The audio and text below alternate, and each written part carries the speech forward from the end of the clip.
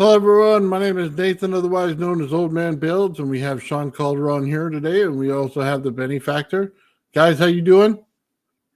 Doing great. How are you? I'm good, Nathan. Doing really good. Gervis let us know that he was sick. He's not able to speak. He may be in the chat, but his voice wasn't up to it tonight. Hello? So I guess that's my cue then, huh? To start presenting. Yeah, you're up, man. You got Electrets, but we do have a video later on from Jarvis, so he will be showing it. So I'll play that as soon as you're done with your presentation. All right. Well, sounds good. Let me see if I can get my screen here shared. There we go. I'll take us out. All right. Let me know when you can see that gaudy lamp. Yep, we can see it.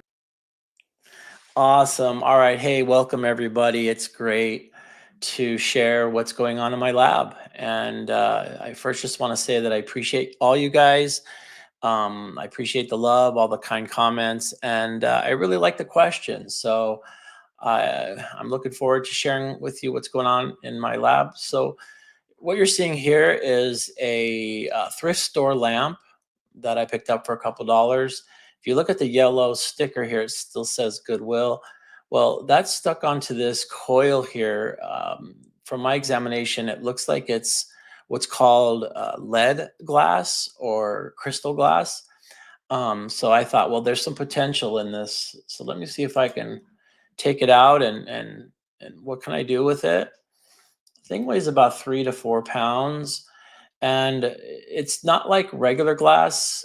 Lead glass is basically 24% lead oxide mixed with the silica. And so it makes for a shiny, clearer glass. This slide's out of order. This is the 33 gauge wire that I'll be winding on to that cylinder. And basically I'm going to be using it as the secondary of a Tesla coil. I picked up this cool winder. It seems to be like a version 2 of the manual winders that Amazon's been selling. The cool thing about this is you can just pick different size rods and place them in there, and it allows you to make coils quicker. You can keep the count accurate as well as save time.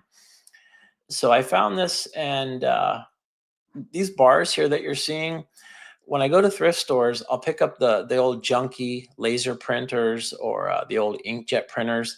And if you take them apart, you'll get a bunch of these bars. They'll be made out of stainless steel. They'll be soft iron, aluminum. And so this assortment of metals and lengths and diameters allows you, of course, to be used for this purpose, but I use them for other things. And so we'll see here in a little bit. Here I'm now winding that crystal cylinder, and this is tedious work. I enjoy it, but I'm not very good at it. This wire is slipping around and I have a lot of mistakes, but it's working. Here's another picture of it as I'm making progress. So every group of turns of wire, I'll squirt a little super glue. And then what happens is it gets all over my hands, and then the fumes sting my eyes. And then I say, hey, why am I not wearing the proper protection, gloves and eye goggles? And then I go back winding again, and then I repeat. I don't know what it is. I'm just pretty dense. But here it is. I'm making progress. The cylinder is about 13 inches long. Here's more progress. And here we see it's complete. It's rough looking, but it's good enough. Another picture of it. So here, what I did is I sprayed, you can get it at Walmart. It's called Rust-Oleum Clear Gloss. And I'll put a couple coats on it. I usually spray everything.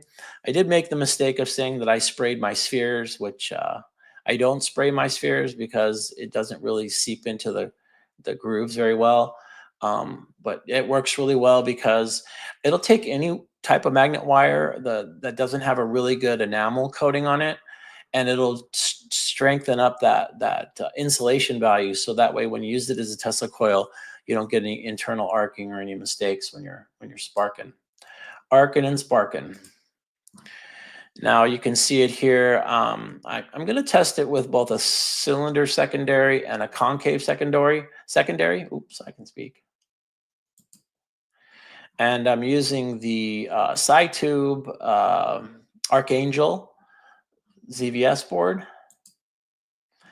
And so this is one of the first tests that I'm running from it. Now, it's pretty spectacular to get this on my first try. I know if you've ever built a Tesla coil long and skinny like this, and it's not easy to get it to project plasma like this. But yeah, it's the trusty ZVS, and this crystal coil just has some unique plasma discharges. Shawn, you see that ring in there? Yeah, isn't that incredible?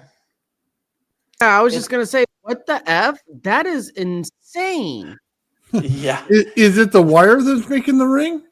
I think so. I mean, yeah, I can take another look at it. One of the ways to get these really small, narrow, tall coils to spark is to use that concave, that piping at the bottom, the copper pipe, is to get it shaped in the concave. If it's shaped in a cylinder like you see most Tesla coils, you won't be able to crank it up like this. I mean, I've got this little hair thick wire just putting out the amps. This is 6 amps probably out of this hair thin wire. So I turn on the 12 volts. It starts oscillating. Boom, you see it oscillate. And now then it's time to add the AC. So I'm going to work my way around here. I kind of wanted you guys to see different angles, and then I'm going to turn it on again and see what kind of shapes we can get.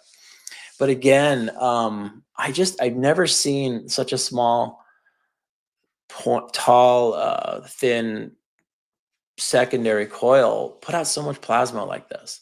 It's just incredible. And this ZVS board is different. It requires both a DC input and an AC input. But in the end, it makes life a little bit easier. You don't have to manage diodes and stuff like that. It's all built into the circuit. So pretty awesome little crystal coil. So I'm kind of trying to show you what it looks like on the inside, on the out. It's the video here doesn't show it, what's the word? It's not showing how really actually in person how pretty the thing is. All right, so now I'm going to place a stainless steel rod. I'm going to put it inside, and then we're going to fire off the Tesla coil and see what it does. So we have it already there, and let's see if we can see what it looks like. Now, this is not as exciting as I had hoped, but there is something interesting about this that I found that I'm going to do further testing. And there it is. So what happens is, if anybody's ever built a Tesla coil, this is what you don't want to happen, because the PVC pipe or whatever you're using as a pipe, it's going to start melting and smoking inside. But because this is like an inch thick of crystal glass, the fractals just dance all over on the inside of it, and there's no damage done to the coil. So this really excites me, because now I'm going to be able to stick all kinds of different metal objects in here and really juice the power. I'm sorry I couldn't do more with this in the little time that I had, but this is what I'm really interested in. I want to see how it affects the shape of the magnetic fields and the electric fields around it on the outside. I want to be able to see really what it can do if I can fill this whole center in with plasma, pure plasma. Because again, the beauty of it is that it doesn't damage the coil. So let's see here. So I'm going to take, okay, so after I did all of that plasma inside the center, if this was a PVC pipe, you would see all kinds of scorching charcoal burn marks. The thing would be smoking, but there's just not even a scratch. It's like it didn't even happen. So that's why this has got me really interested, because I've not been able to perform tests like this with your average Tesla coil. And here's the stainless steel rod that came from an old printer. Oh, I'm also showing here no nicks or scratches on it. So very interesting. All right, so now we're going to get into the Electret. Now, I've read Gervis's, oh boy, patent application, and wow, is it so full of good information. And so when I read it, I sort of, in my mind, I saw the experiment that I wanted to do. So I 3D printed here on my Bamboo Labs printer a bunch of sphere forms. These are 1 inch in diameter. There's the bottom part of the sphere and the top part of the sphere. And what I'm wanting to do is fill those molds, those sphere molds up with epoxy, maybe some just hot glue from the glue gun, but basically things that are liquefied, but then harden over a period of time. And what I'm hoping to do, so here's some of what some of the materials that I'm working with. Here on the left is pure nylon. These are ball bearings. You can order them on Amazon. This is pure Teflon on the right. Left, it's pure nylon. And here are the forms that I'm speaking about.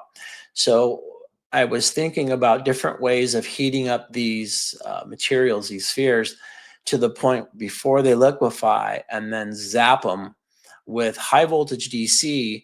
And the idea is to place all the electrons on one side and the protons on the other side, and then lock them in position. That way, then once the electric cools, it's going to have a permanent wave. What is it? Electric field. It's going to have electric field. So, sorry, a magnet has a magnetic field. So an Electret has an electric field. That's about the best I can say it. And Gervis is the expert. I'm just coming up to speed on these. So I took some resistors, I soldered them together, I placed them in epoxy, and this is going to be my high voltage DC probe. Because working with high voltage DC, you can either buy a very expensive probe, or you can build this and use your meters. And as long as you're using this as the probe, you're not going to have voltages destroy your oscope or your meters. Now, I did the calculations for these resistors. They're going to allow me to measure up to 30,000 volts DC. And so whenever I take a measurement using this probe, I'll have to times it by 50 to get the actual voltage. And it works for current too. So now I found some rusted old carbide steel ball bearings. I think they're carbide steel. They're indestructible. And so I thought, well, I'm going to need a consistent electric field, a high voltage electric field, in order to push the loose electrons to one side and the loose protons to the other side. And so I thought what I can do is grind little flat spots on these, and then solder wire onto them, high voltage wire, and then cover it in hot glue. Because if anybody's ever worked with high voltage, if there's any pointy parts, then you're going to have a discharge, you're going to leak plasma, you're going to have ozone. So what I did is I tried as smooth as possible to using my little cigar lighter here to heat up the sphere here, and then solder it to the high voltage wire. And again, with the idea of when the high voltage comes into the sphere, it's going to evenly distribute the charge. Therefore, it's going to put out a uniform electric field in order to then create the electret. I did, these are 1-inch spheres. These are 1¼ inch spheres.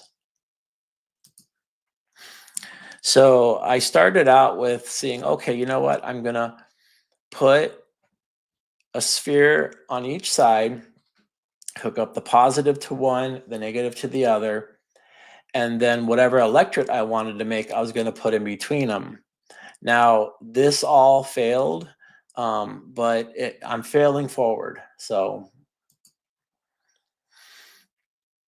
here you can see now they're soldered. Now I'm going to put some hot glue on them.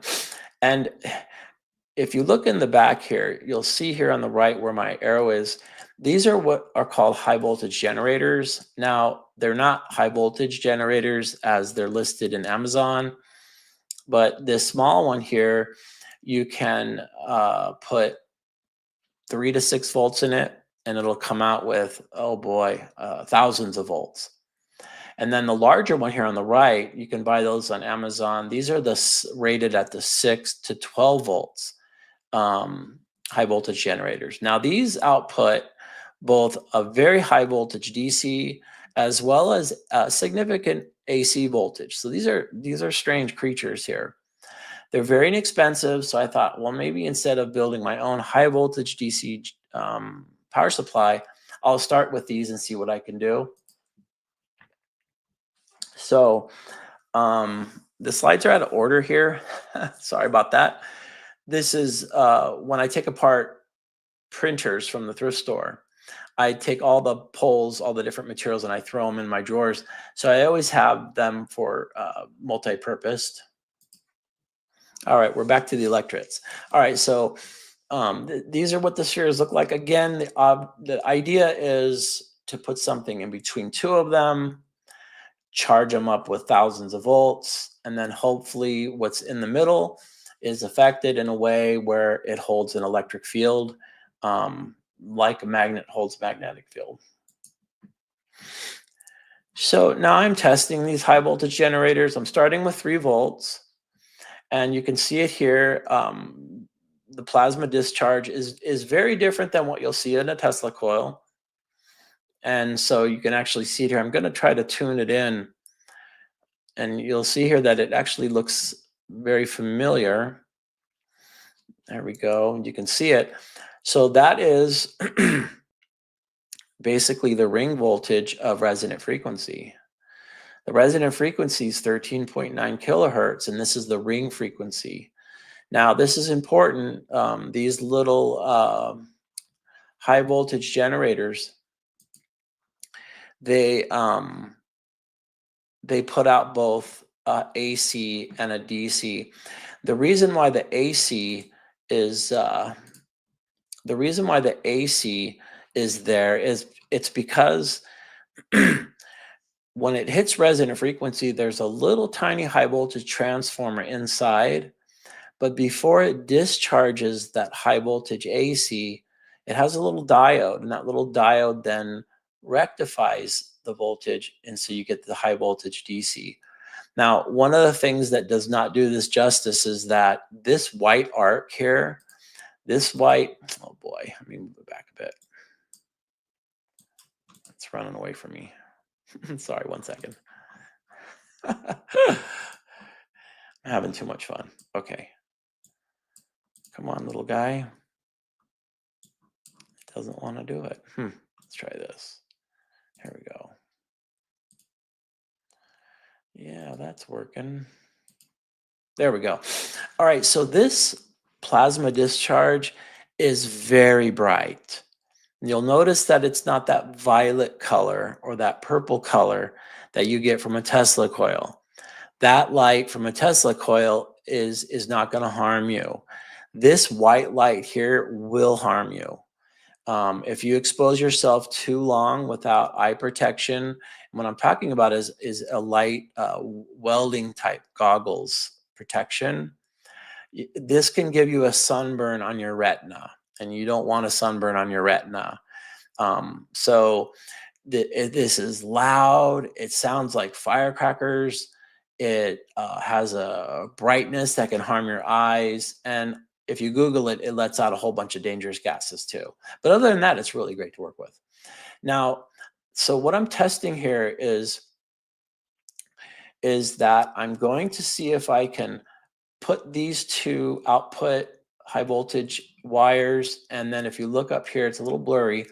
I'm going to then take my molds and my sear molds and inject them with some sort of liquid. Now, I don't get that far yet this week, guys, but I'm going to show you how far I've gotten.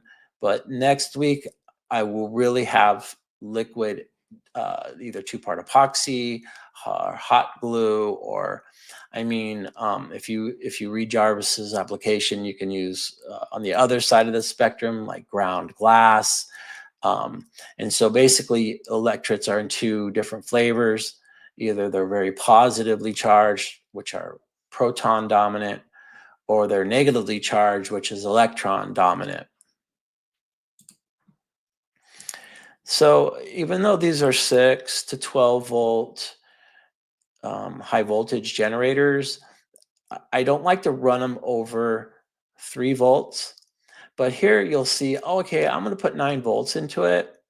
And here, okay, so I want to stop on this.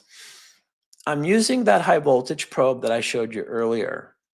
So what's happening is that this is a DC voltage. It's negative DC because I got the wires backwards, but it's okay. And since I'm using the probe, this is 169.9 volts DC times 50. I don't have a calculator, but if my memory serves me correct, it's about 8,000 volts. The difficult thing about using these little high voltage generators is they get really hot. And when they get hot, they start going out of tolerance. So instead of getting 21,000 volts out of it, which is with one of the generators that I tested, they can drop down to 2,000 volts and 1,000 volts. And they start to drop in voltage. And I'm thinking, what's going on inside?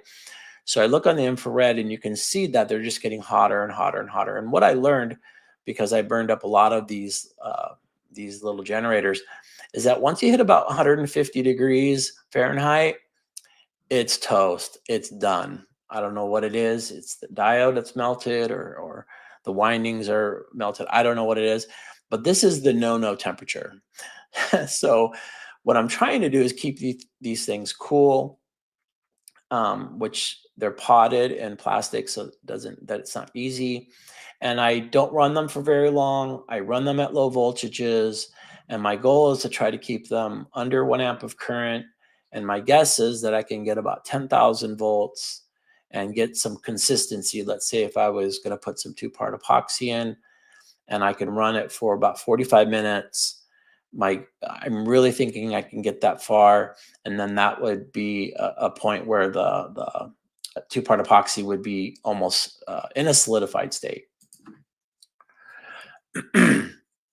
So here again, I have 3 volts. I put together this button. Now, this is worth noting too, and Nathan can definitely speak to this. When you're dealing with high voltage DC, Nathan works with the flyback. I'm here working with these high voltage generators you find on Amazon, is that the whole workbench will get electrified. And there's 100 different ways from Tuesday that you can get shocked. So I rigged this little switch here. And what it does is it works in conjunction with, so the steps are turn on the power supply. Everything's well insulated. I got on a rubber mat. I'm standing on a rubber mat. This is my ungloved hand, but I have a gloved hand. And this is how I add power to these powerful little guys without getting whacked or zapped. Let's see. There's the generator. So now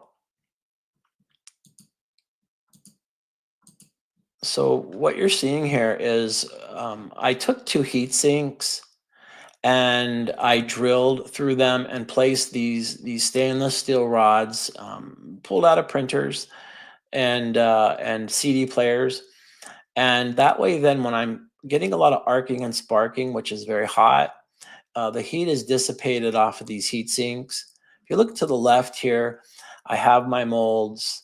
I'm ready to put my molds in between these two wires here, and then try and get to build my first electret. Now you'll notice that I'm using this spark gap sort of device here instead of the spheres that I soldered earlier. Well, I felt like I was sort of overthinking it. So what I thought was, let me just get high voltage DC to run between 2 points and then see if I can get some kind of electret from this and then build up from there. I think those carbide steel ball bearings will still come in handy later, but I decided to come down to this approach. And you'll see a lot of recycled items here. I have the front face of some old stereo receiver. These are old stereo receiver heat sinks that I cut in pieces. So, and then the printers are the bars. So there's a lot of treasure in the thrift store. That's helpful. Save cost. I want to go back to this real quick. I thank you guys for your patience. I really appreciate your guys' input, that you guys are listening. It means a lot. Okay, so I don't think anything else is new here other than to show you that I'm working at 3 volts. I don't go higher than 3 volts. And my largest output has been 21,000 volts. This is in the not good range. I need it to be less than an amp. Otherwise, I'll be melting the internals again. So this is sort of a balancing act between keeping it 3 volts under 1 amp and then therefore setting up the environment to build the electret.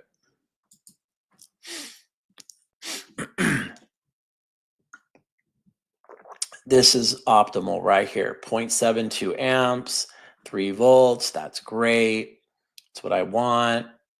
And now I've opened up the gap. Now, one thing to mention here too is that you hear a sound and it's a high-pitched squeal. Also, you'll hear crackling. I don't know how to explain the crackling sound, but this whole area is getting electrified and you feel it. Now, there's no spark gap here. So what's happening is that this side is really trying with 21,000 volts of electrons to connect to this side, 21,000 volts of protons. This difference in potential is huge. Doesn't do it justice with these videos. And even with my camera can't capture the sound and the power of the room. Here's what it looks like. There's no quality control. Every little high voltage generator that I fry, I put the new one in, and look, it's similar because you have this ring frequency, you have the DC and the AC, but other than that, yeah, I think I like this waveform is because even though it only goes up a few gradient or divisions here, a positive, but it seems to drip really low below 0. So it's a really fascinating waveform. So here's a still frame of it. And this what caught me here as it goes up. Okay, from 0, 1, 2, 3.5. But here it goes 1, 2, 3, 4. And if you move it, it goes about 5.5. So it's really dipping way low and then high. And then of course it dissipates. Really interesting. Resonant ring frequency is what that's called. Let's see. Setting it up again, another high voltage DC test. Another ring frequency. And let's see here. Okay, so I'm testing the DC voltage. I fried another one here. It's 241 volts, so you'll have to times that by 50, which I think equals about, I forget, 12,000 volts. 12,050 volts. So 241 times 50. So I'm just really trying to lay the groundwork for my lab in order to be electret friendly, to build electrets. And so it's just all about understanding the DC and understanding the AC. Here we're going to see, this is what's really fascinating too, is that the AC is 500 volts. Okay. The DC you just saw was 12,000 volts. All right. So this will shock you in many different ways. it's and another thing that makes it a little scary is that we'll see here in a second here, the frequency, it's 14.7 ish kilohertz. So the skin effect is great up into the 150, 200 kilohertz and higher. But when you're this low, I mean, it's still having a little bit of skin effect, but it's going to hurt. I mean, it's going to hurt you. Well, if you don't know what you're doing, everything here is lethal. Don't do it. If you have some experience, you know what you're doing, you're still going to get a little fun zap. Okay, so I'm showing you a little bit better of how the setup's going to be. There we go. It's going to go in the middle there. I'm going to fill it with 2-part epoxy. I'm going to take off this because I'm not going to measure any of the readings. So I'm just sort of showing you my approach. I wanted to really pick Gervis's mind, or pick his brain, I mean, to see what he thought of my setup and maybe tell me where it's not going to work well, or if it's going to work, or help me to add to it. So also you can see my little dollets over here for you Doctor Who fans.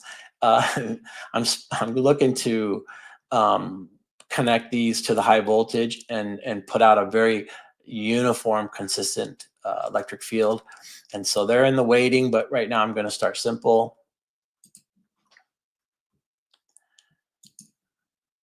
There's another view of it. Again, so the idea is I fill this up, I zap it, I take it out, and there we have our electret, and it's awesome. I haven't done it yet, but this is the idea. Now, in Gervis's paper, one of the things that makes it really novel and I think different than all the other approaches to it is that he talks about using powders of different materials, some of them electron dominant and some of them proton dominant, and then shaking the powder. And so, you know how you've done this before. You've pulled out socks out of the dryer and they're clinging to the other clothing. They're clinging to you. So the idea is that the powder would be like 1,000 pairs of socks, tiny little ant-sized socks, and you shake them up like in the dryer with a little heat, and then when you're done, it electrifies all the material. Then use a binder to combine all these little electrified insulators, these tiny little insulative dots. And then when the binder is done, then it's locked them into this constant electric field. So now when I was looking at the different materials for creating electrets, polyethylene was one of them, and it just stuck in my head. And then I was taking this for medicinal purposes, and I saw, hey, polyethylene. So I was going to run this by Gervis. Hey, would this be a candidate for what he talks about in his patent application? So, wow, it's already ground up for me, and it's ready to go. And so this is what's called the triboelectric series. And as I was sharing earlier, glass is proton dominant, or it has a lot of holes and it needs electrons to stabilize it. And then down at the below here, Teflon, PTFE, is the most electron dominant, and it has an abundance of electrons that it wants to give over here to the glass. So all kinds of cool stuff here to work with, all kinds of stuff here to look into with different binders.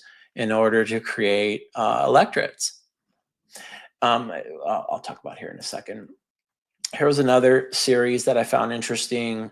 Again, Teflon seems to win the prize as far as the most electrons in your electret. But here's some interesting ones, rabbit fur, hair, and so on.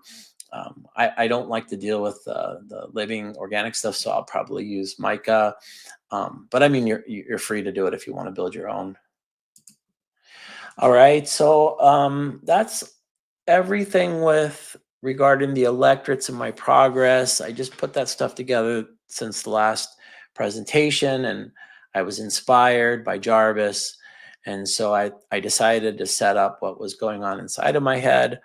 And now here's just a few miscellaneous things that I always like to share. Here I'm starting to wind a cone, and its dimensions are the golden ratio. And so I thought I'd share that. And so I'm using a white PLA filament in my printer.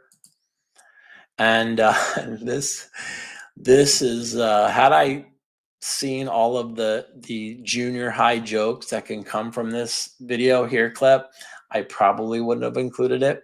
But here I just printed these.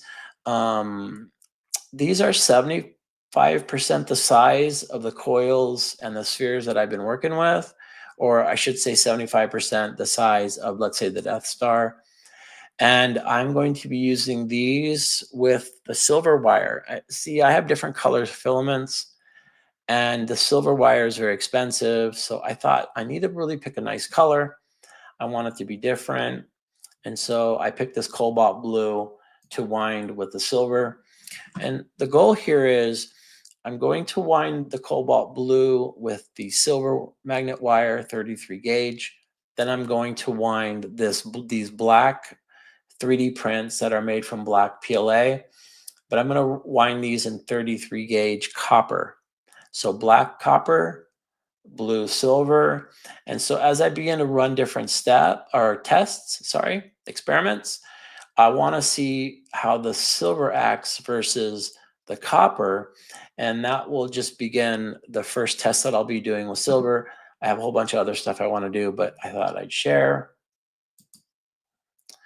And these are my, basically my version 3. These are compact, powerful, easy to 3D print, easy to wind, easy to put in epoxy, and you can do lots of fun stuff with them.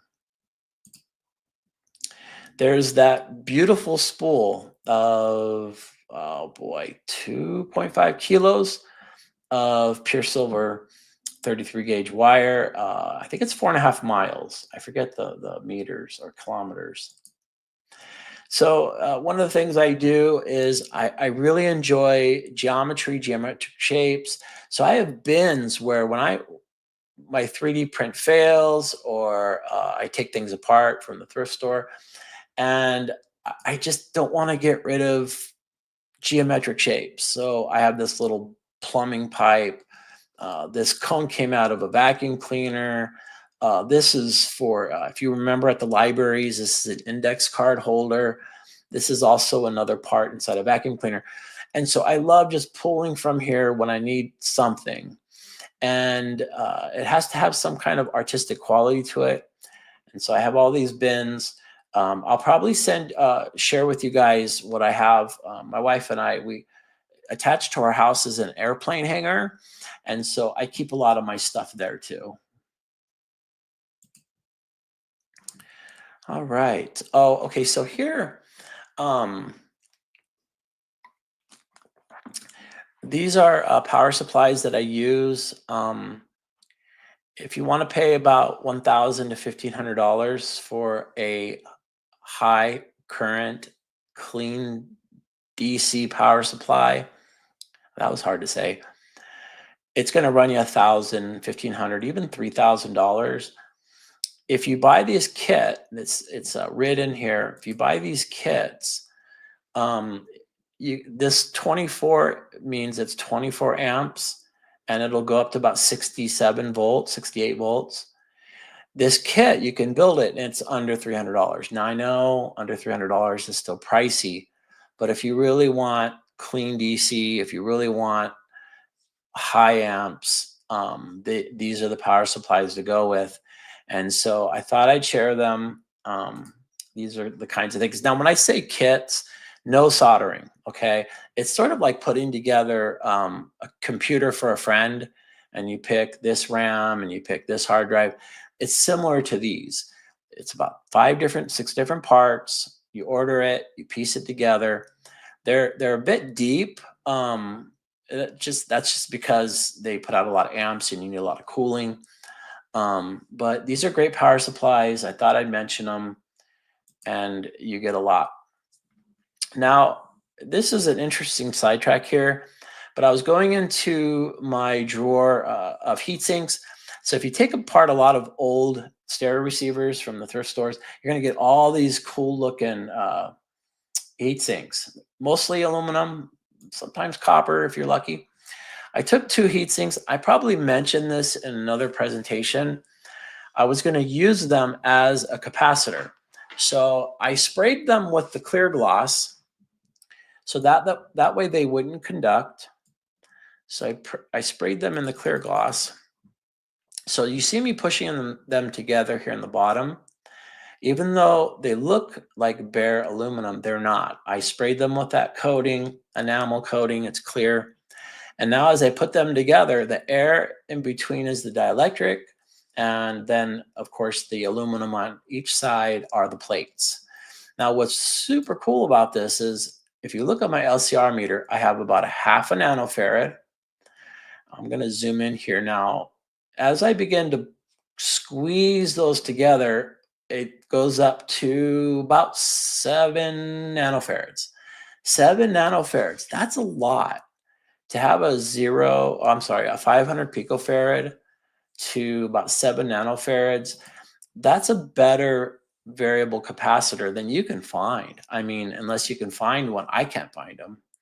And so I thought this was really cool.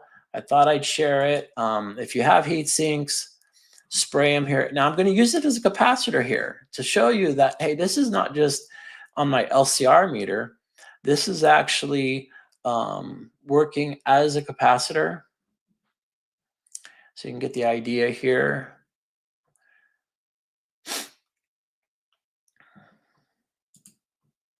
This is the stuff that I sprayed them with. Oh, okay. So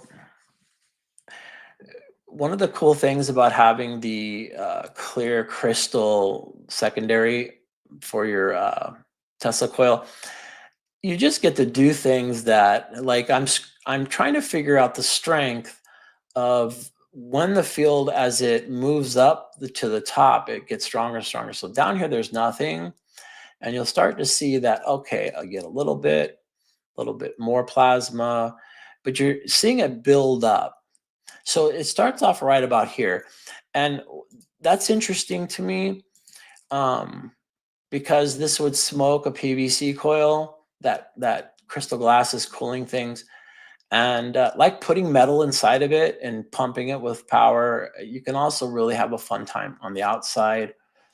That capacitor that I made out of the aluminum, one of the plasma discharges that I showed you earlier, the one that looked really cool, that was using the aluminum plate capacitor. So I thought I'd share that.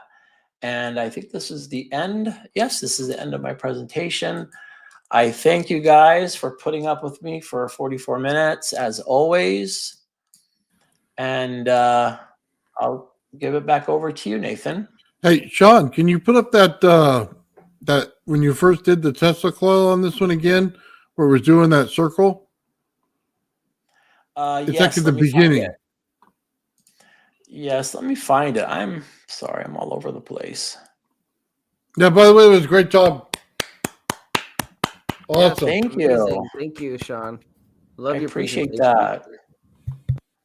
Thank you, guys. I seem to have lost my feed, so I'm going to just jump out and jump in again. Sorry. Okay. Can you guys see my screen? We can see it's on the same screen. Hold on. I got two of you now. Give me a Oh second. no. Okay. All right. How's that? There we go. I can still hear you. Awesome.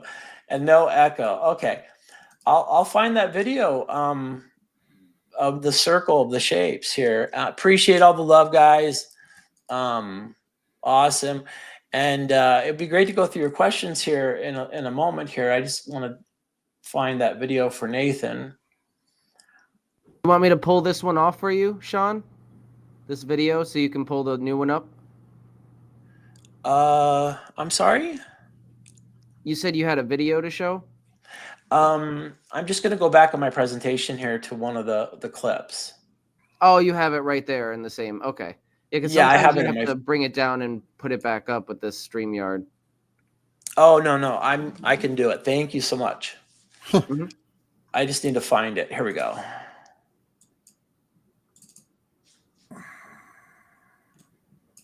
Can you guys still see my screen? Yeah, we can see it. It's Yeah. still doing the same thing. Can you click the back button on it? Will it work? No, I'm sorry. Oh, it's because it's probably a video. It messes things up. Oh, Yeah, that's that's what I right. was saying. Sometimes you have to bring it Exit down and out. put it back. Yeah. Yeah. Yep. I'm gonna go to a photo. Here we go. And then I can go to the video. Can you guys see that okay? Yeah, we're still seeing the same thing. You got to take this one out.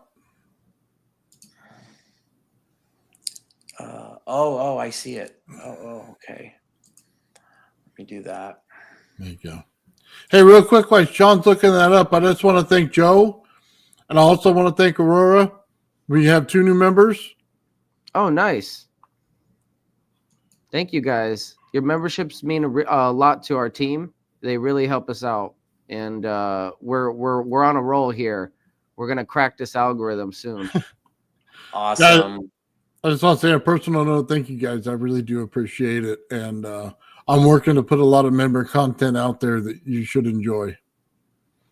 Yeah, no, you definitely have put out a lot so far. Definitely with the Star Wars, it's that had me rolling. Oh Little my Star God. Trek stuff, little fun stuff. I also put some informative stuff, and I'll put some more stuff in there. Just so you guys know, the little emojis and stuff that I use in the chat all come from that Star Trek thing. You see them there on the bottom. We have different ones. There's me, there's Gerald, there's Ben, there's some shrooms in there. There's also we got a coil, we got a fire Joe in there. Looks really awesome. So I think we're getting close to adding another one too. So, but anyway, that was it. I just want to say thank you. And if you want to play with those during the chat and stuff like that, just join, and you'll be able to get all of them. Shawn, did you find the video? I think so. I have to start with this Oh, photo here, and then I'll go right into the video. Okay. I mean, that's the plan here. Sorry, let me just double check. Yes. It's forward. Okay. Look at those fat diodes. Ooh. Fat diodes. I Wait a like minute. that fat diode. I'm sorry. Okay, I'll ask it after this. Sorry. Okay, let's go to that video. Can you see my screen? Yes. All right. Let's see here. Here we go. Oh, all right. Here's the video. Just trying to see if the wire's coming at an angle, and that's what's doing it. You can see it bursting out the side too, which is because it's so active on top. And you know, Nathan, you've built a bunch of these skinny, small megahertz Tesla coils, but they don't really put this much output. At least I haven't seen it.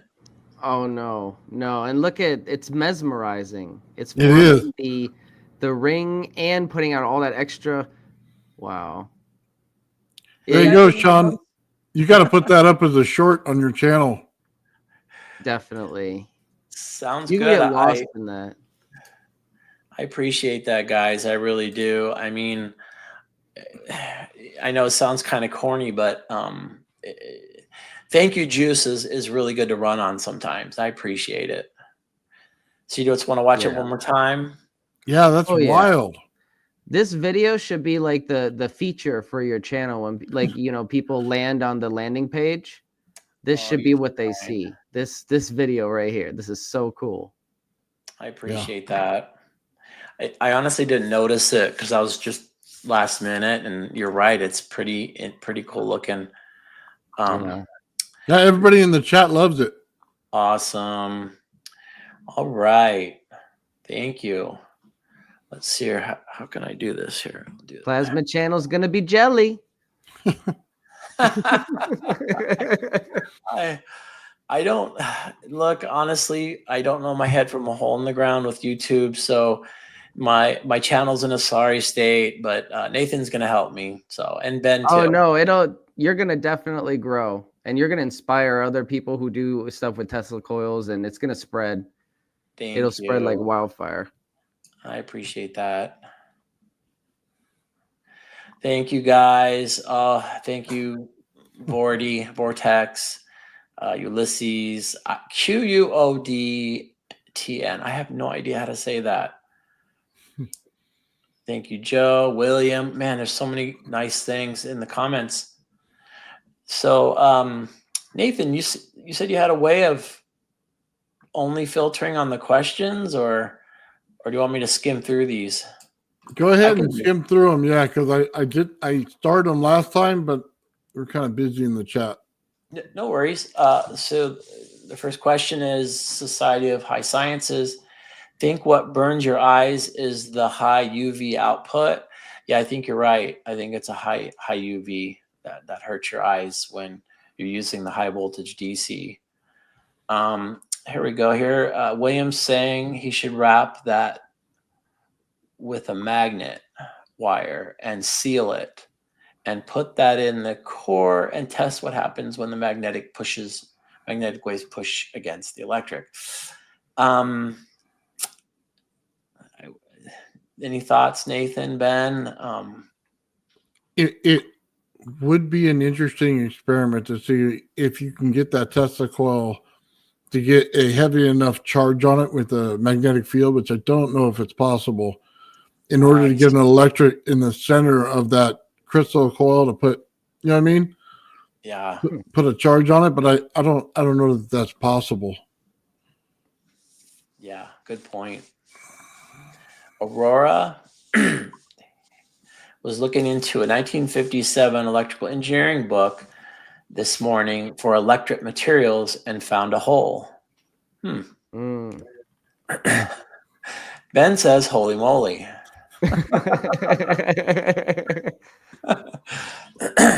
Aurora says, section on cold cathode arc lamps and how they rig them up.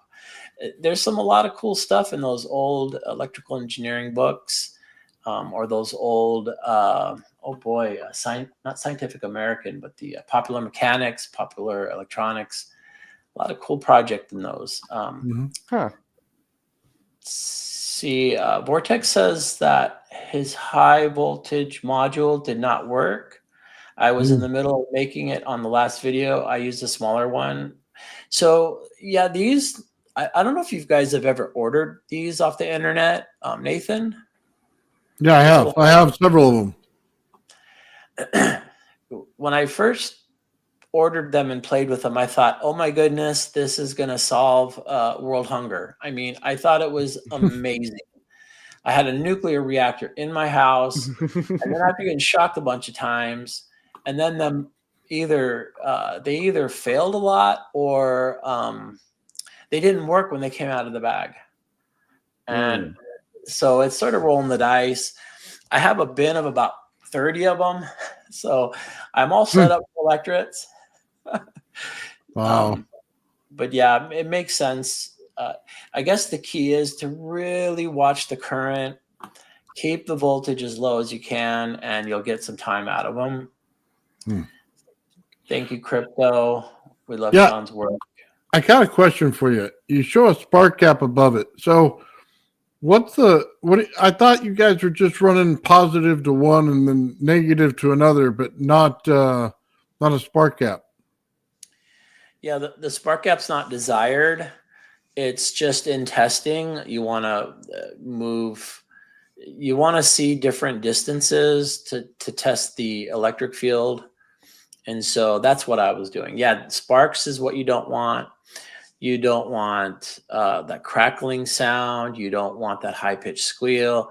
And so that's why you saw me soldering those spheres, because with the high voltage wire, the high voltage sphere, you're going to equally distribute the charge so well that you're not going to have those effects that you're losing electricity and the current's going to destroy that little transformer inside.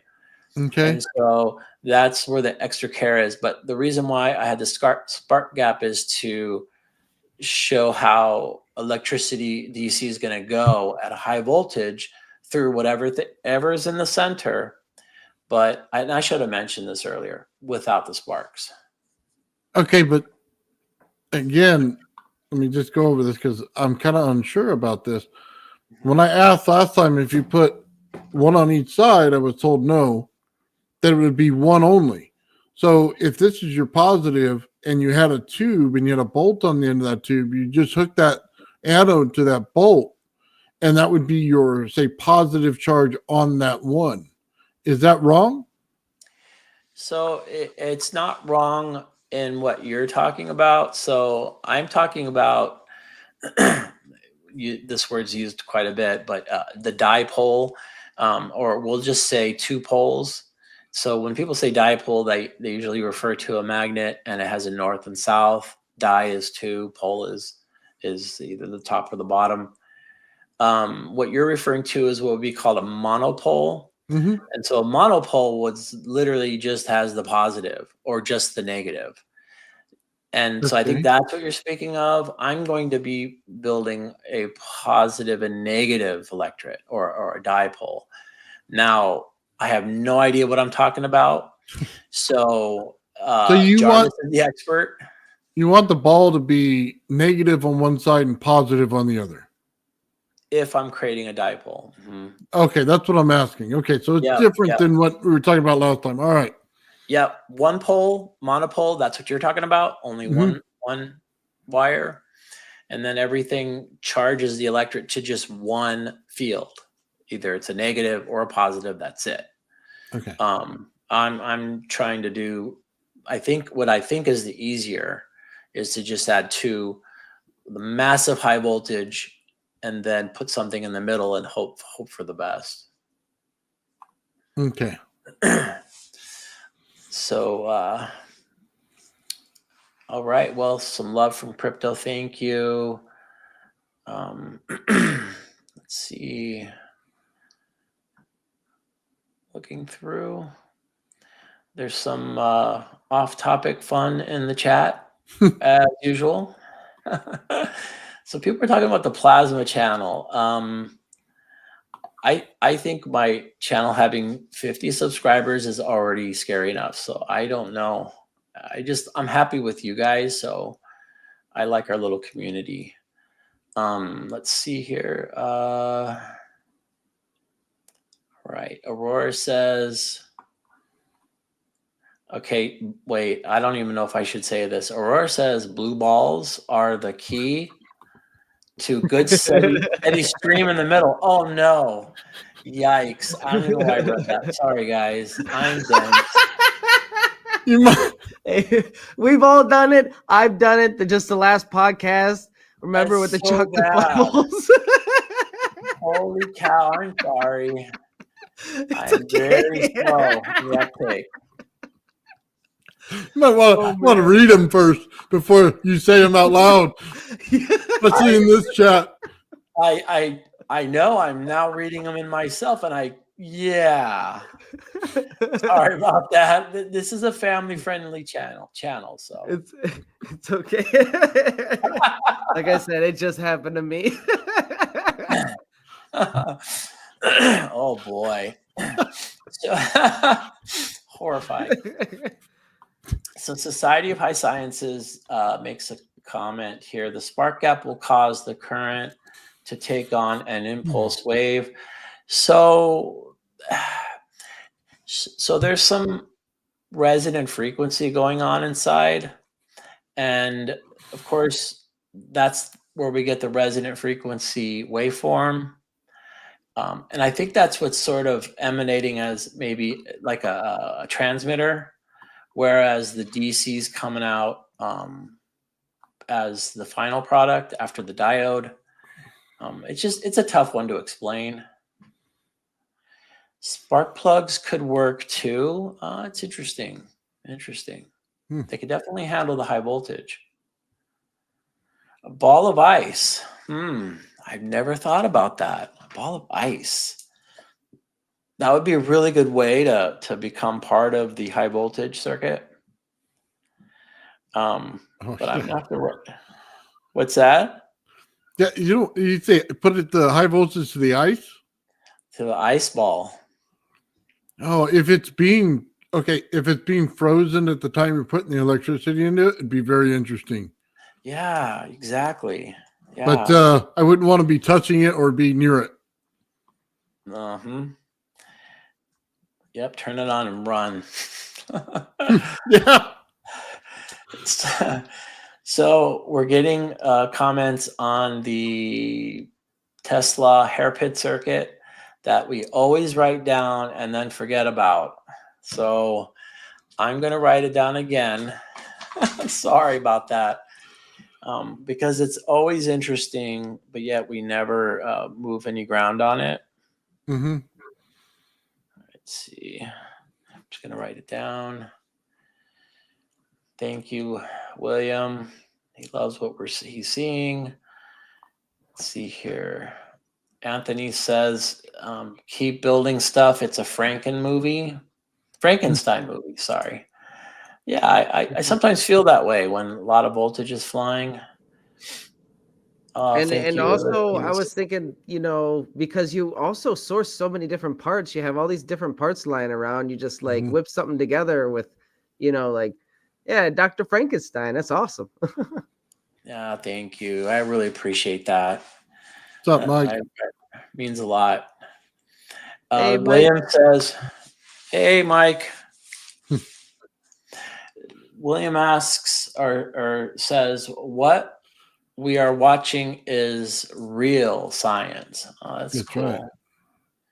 Thank you. Plasma Channel recently made a video about Electrets. I kind of wonder about the Plasma Channel. I had presented my Tesla coils that are immersed in two-part epoxy. And so I'm able to drive these really high voltages with very little input because of the two-part epoxy. And then the Plasma Channel comes out with this little transformer that's in two-part epoxy, and he creates large outputs of it. And then we mentioned Electrets.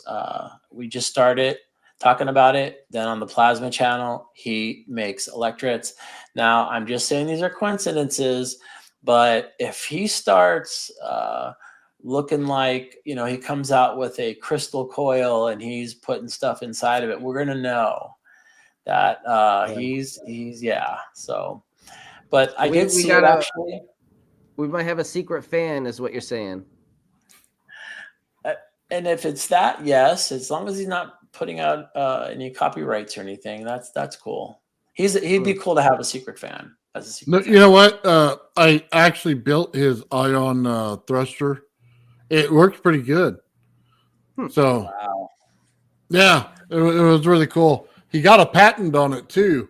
So he contacted me because I had a video that looked like his, and I guess his attorney just wanted to clear it up so that he got all of its credit. And yeah, he was actually really cool. And wow, he said I did a good job. So it was awesome. Awesome. Yeah, he looks like a great guy. He really does.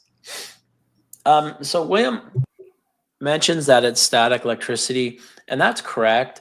And this is where I think there's a lot of confusion. Static electricity is DC, but it's DC in a way where it's on an insulator.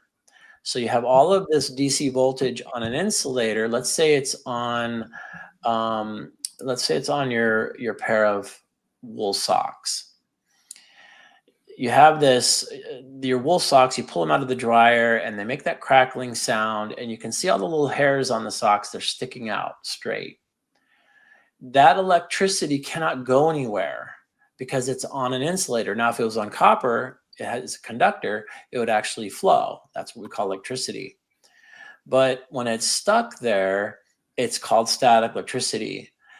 When you touch now that sock and then your foot touches some part of metal and you get zapped, then that's no longer static electricity because it's moving. That is direct current. Now it's super high voltage, super low current, but it's no longer static electricity. It's just DC. And I don't know if that helps, because I was always confused. And so I looked it up, and it's been really helpful in my experiments to know the difference. That is very helpful. Thank you. Because I've always been confused with that as well. Yeah, it always felt like it was something completely different. And no, it's just electricity in a different form. Mm-hmm. So the note here is the magnitude of the discharge increases the larger the gap. It gets louder as you pull the rods apart. That's very true. Super loud. It's a spectacle. I mean, I'm probably going to see if I get some close-ups. One of the things also about using that fierce discharge of high voltage DC, it affects all the equipment around it. It's like a little EMP device. Mm-hmm. It'll have your phone shut down, or it'll start scrolling and then run an app. I have these lights where you just touch it and there's no button, and it turns it on by just the touch. They all start turning on and flickering, and it's quite an effect. And in fact, if you connect these little high voltage generators to a coil, you will have an EMP device. You can disrupt cell phones, you can disrupt laptops, and they're very serious. But that's how simple it is just hook it up to a coil. No, I was disrupting my computer just earlier today. Oh my goodness. Every few seconds.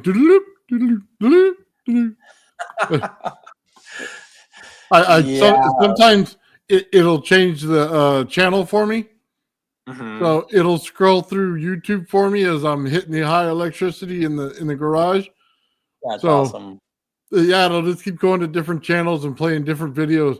I never know what's playing over there, man. I can't hardly hear it, but I can sure hear it changing the channel. That's awesome. You gave your computer Adderall.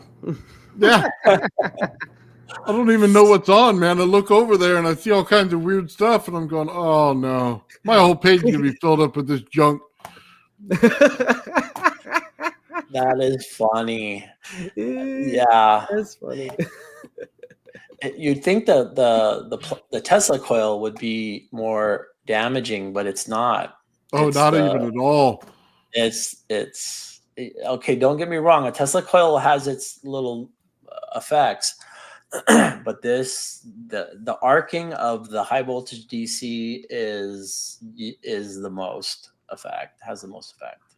Well, wait until you put the that field like on the outside of something, and then you rotate 2 discs with Tesla coil attached to both the discs. Mm-hmm. Man, it just shoots it across the room. So in an instant, you'll have things lighten up across the room, and you're like, what's going on here today? You know what I mean? Yeah. It's really a cool effect. We go outside. Some kind of DC origin story happening here. Oh, man. You go outside, you can just light it up, man. You could push that thing far, but you better take your cars out of the driveway, if you know what I mean. Yeah. Oh, it'll fry them? Yeah. Yeah. Oh, wow. It's that extreme. Yep. And you're generating such a high powerful electric field that it's inducing charge all around you, and everything around you are different types of insulators, so they're just holding the charge. Yeah. So yeah, it's incredible. So there's a comment here. Tesla used an impulse because it's closer to the dielectric or voltage, allowing for different material to more easily absorb the energy. I thought about this. Instead of having a constant direct field, so one side's always stays positive, the other stays negative, but it's a flat. There's no ringing, there's no anything. But I did think about, what if I just sent positive pulses at it and just sort of slammed it with positive pulses? Would it cause the electrons in the material to be more responsive to get polarized? Or is it to have it in that steady field that keeps the atoms aligned, where it when it dries, the binder dries, holding everything together? Is it gonna react better? Yeah, do you want to force it into place, or do you want to subtly, like, gradually? Is that what you're trying to say? Right. Is it finesse or is it a machine gun? Now, Mm. I wouldn't use the word finesse with 12,000 volts DC, but I guess it's maybe analogous. So I would imagine a steady field that holds it there, but you want it to be pulsed, because every time you pulse it, you're getting more to push towards that field. So the higher the amount that sits in there. So you would have to pulse it a little while before anything even goes in there, liquid, to bind it, wouldn't you? Yeah, that's a really good point. So Jarvis's idea is that when you shake them up, he calls it the bake and shake in his paper. So heating up would make sense. The shaking would be sort of a what is it, like a, oh my goodness, a punching or a pulsing, if you will.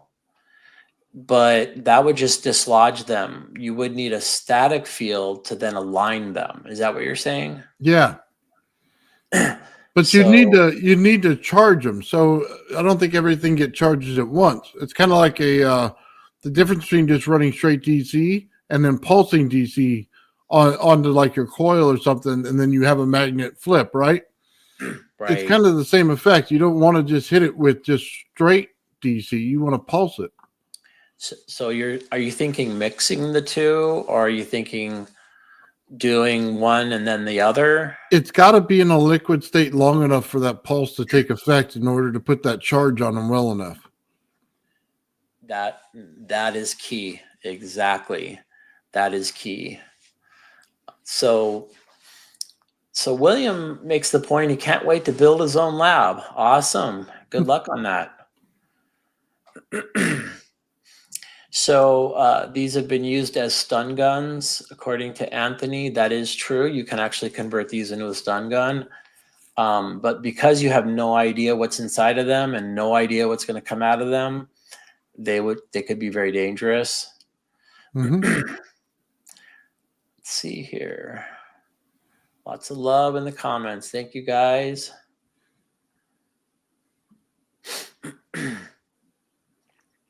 So here it says, use Downy, also good mixed with water for anti-static spray.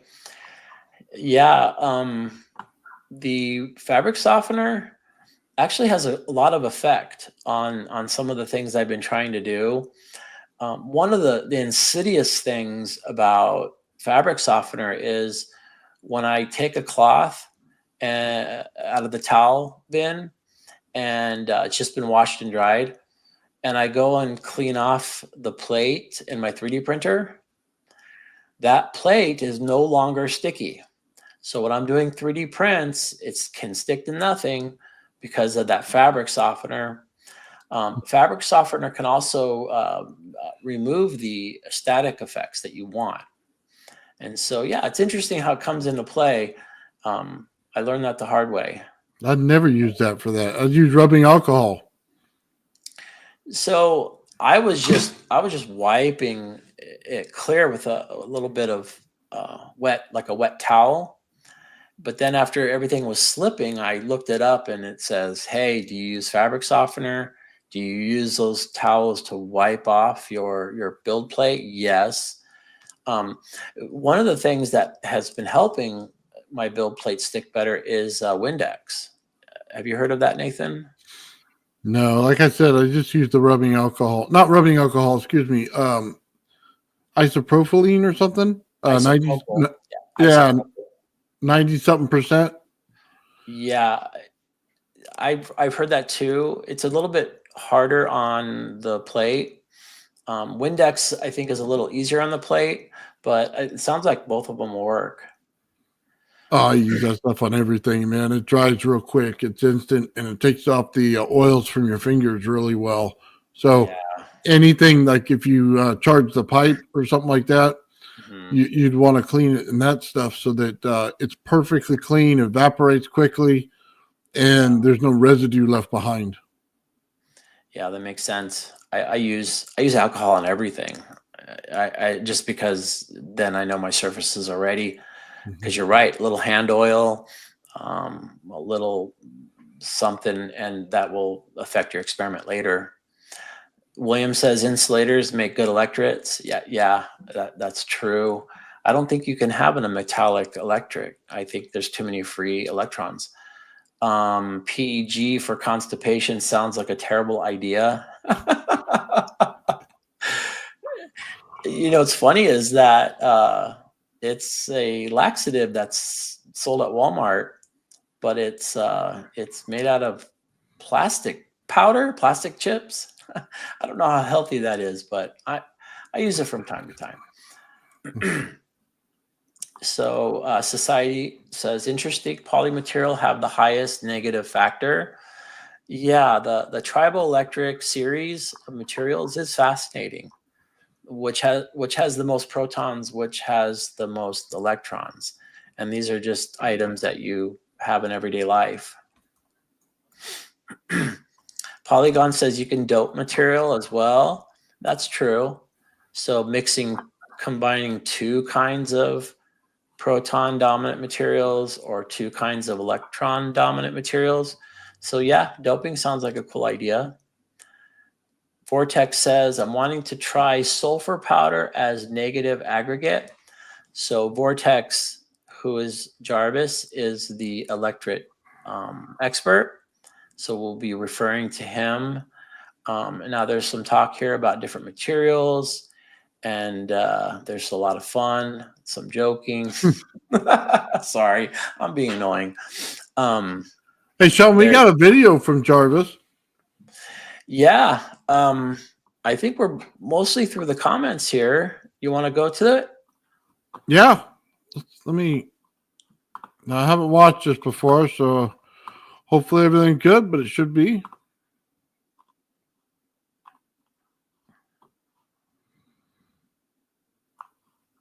Let me.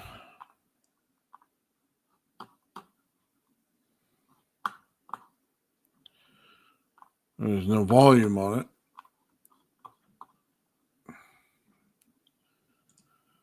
Okay.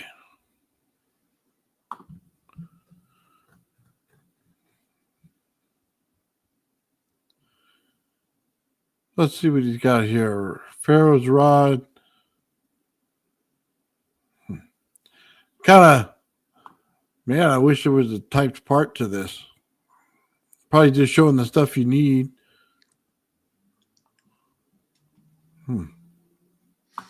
Oh, so the Yeah. sound is just impossible. Yeah, there's like no sound. I think. Wow. Oh, let's see his setup. Let's see what he's got going on there.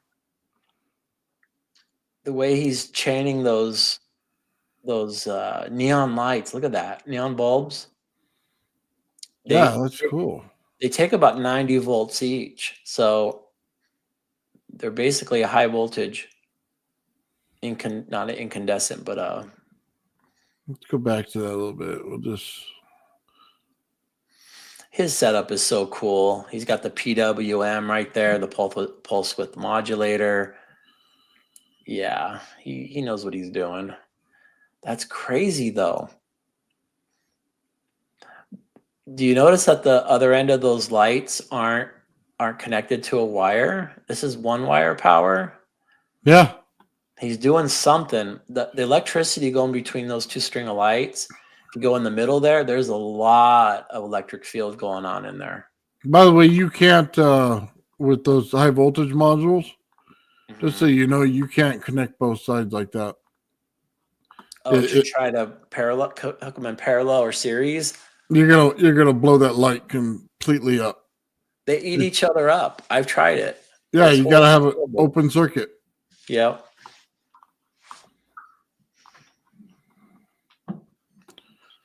So let's see. 2 LEDs. 100K resistor. I still want this video.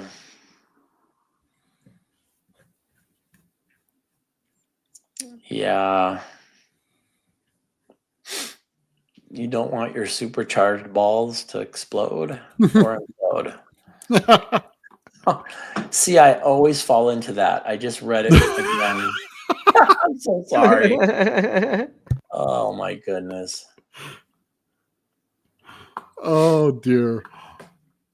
Oh. Wow, I didn't know that.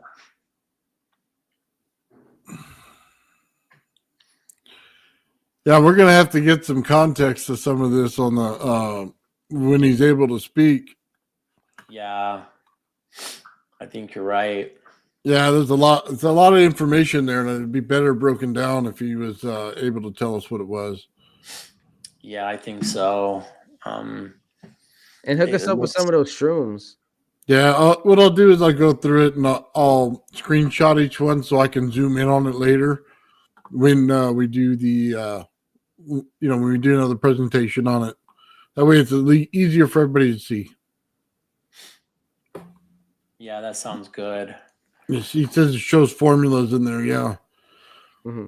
there's a lot of information in there. I saw that. Yeah, I can't wait to dig in. It looks so cool. I'm looking for Jarvis's comments. They're at the bottom there. I see. Yeah, he was the one I was hoping to check out my hokey setup and tell me how to fix it. So right there, he's given a formula. I think that's what he wanted to see. Oh, the equation for okay. So there is one thing interesting about the correlation between a capacitor and electret, because a capacitor can hold charge, an electret can hold charge, but a capacitor will discharge over time. It has leakage current. It has other forces inside where a capacitor will decrease in charge and then not hold a charge. Whereas an electret is supposed to be more like a permanent magnet. A permanent magnet will hold its charge, will lose its magnetism 10% every 100 years. And so an electret sort of fall into that similar class. It would hold its charge and only decline minimally over long periods of time. Now, in looking at this, I cannot wait to dig into this equation. He's using aluminum foil, plastic wrap, and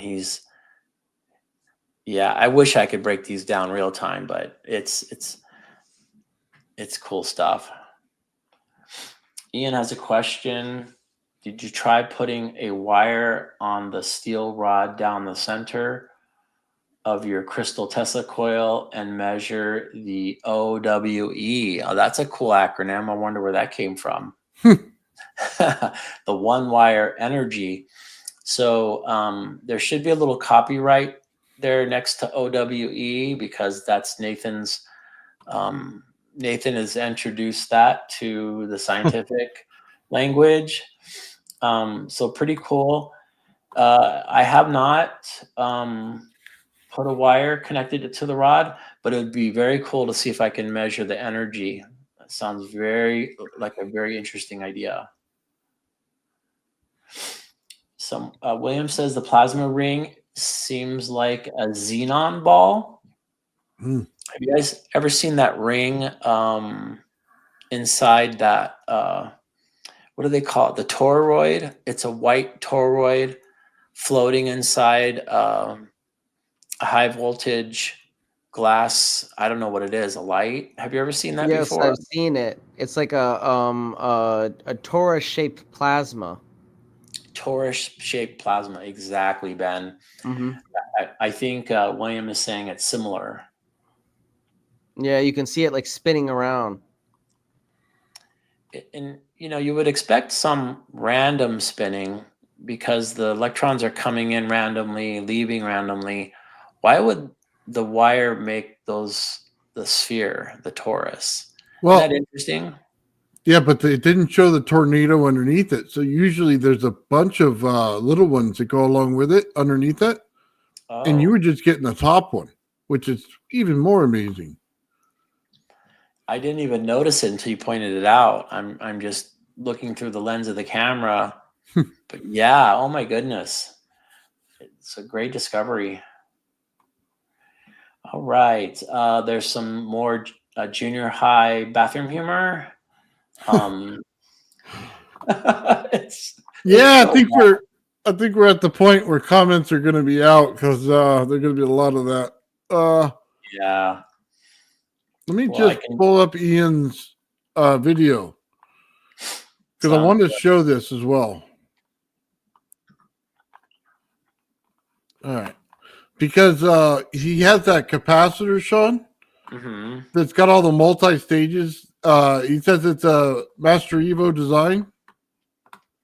I so want to build this. It's the variable capacitor. You can adjust any capacitance. I've been asked to show how to build these capacitor switching boards because they're particularly useful in getting resonance out of strange scenarios with testicles with rods down them attached to rodent coils. So they're very useful for changing capacitance within the actual coils themselves when they're resonating. Yeah. When did that happen? Shit.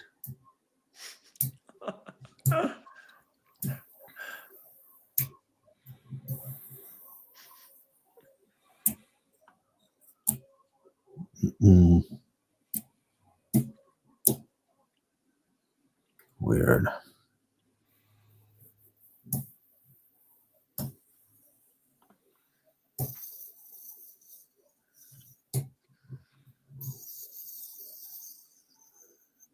All right. Well, that's just an example of what happens. Sometimes it throws a bit of a wobbly. That's about 2.3 kilovolts there, and it's given a frequency is about 124.6 kilocycles. It kind of likes that 124, 125, but you can get it from so many different combinations of capacitive loading. It's very strange. And it'll disappear, and then you'll put some in and it'll come back, or then you'll take some out and it'll drop down, and then you take some more out and it goes shooting up. So it's very strange. Anyway, but it's useful to get it. I've got a discharge. This is just DC low power, 12 volts going in. So got a bit of a discharge there, but I'm just running another experiment at the same time. So anyway, so that's basically what they're used for. I've got two here in parallel, and obviously in parallel with the ZVS board. And so because I just ran out on this and I had to put another one in to start be able to manipulate that as well. And that's what they're useful for.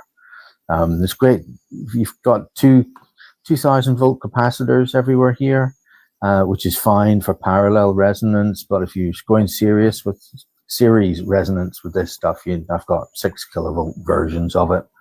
And rather than switches, you need little jumper cables to go in between the green terminal posts. But anyway, I'll show you how to basically make a board. Okay, so I've laid out, I ordered a bunch more capacitors. I should have checked the pin distance, because the MKP 10s are basically like these, those are 22 nanofarads, whereas these are 2.2. So you can see the footprint is much larger if you get FKP ones instead. But I basically got what they had in stock and thought I would just crack on and get it done anyway. So yeah, I've got a couple of 47s, 22s, 10s here, then smaller down to singles, and then 100 picofarads down at the bottom here, just to try and cover everything. So there's 336 nanofarads total on this board. Basically, this perf board is there's no metal on it at all, and that's better for high voltages.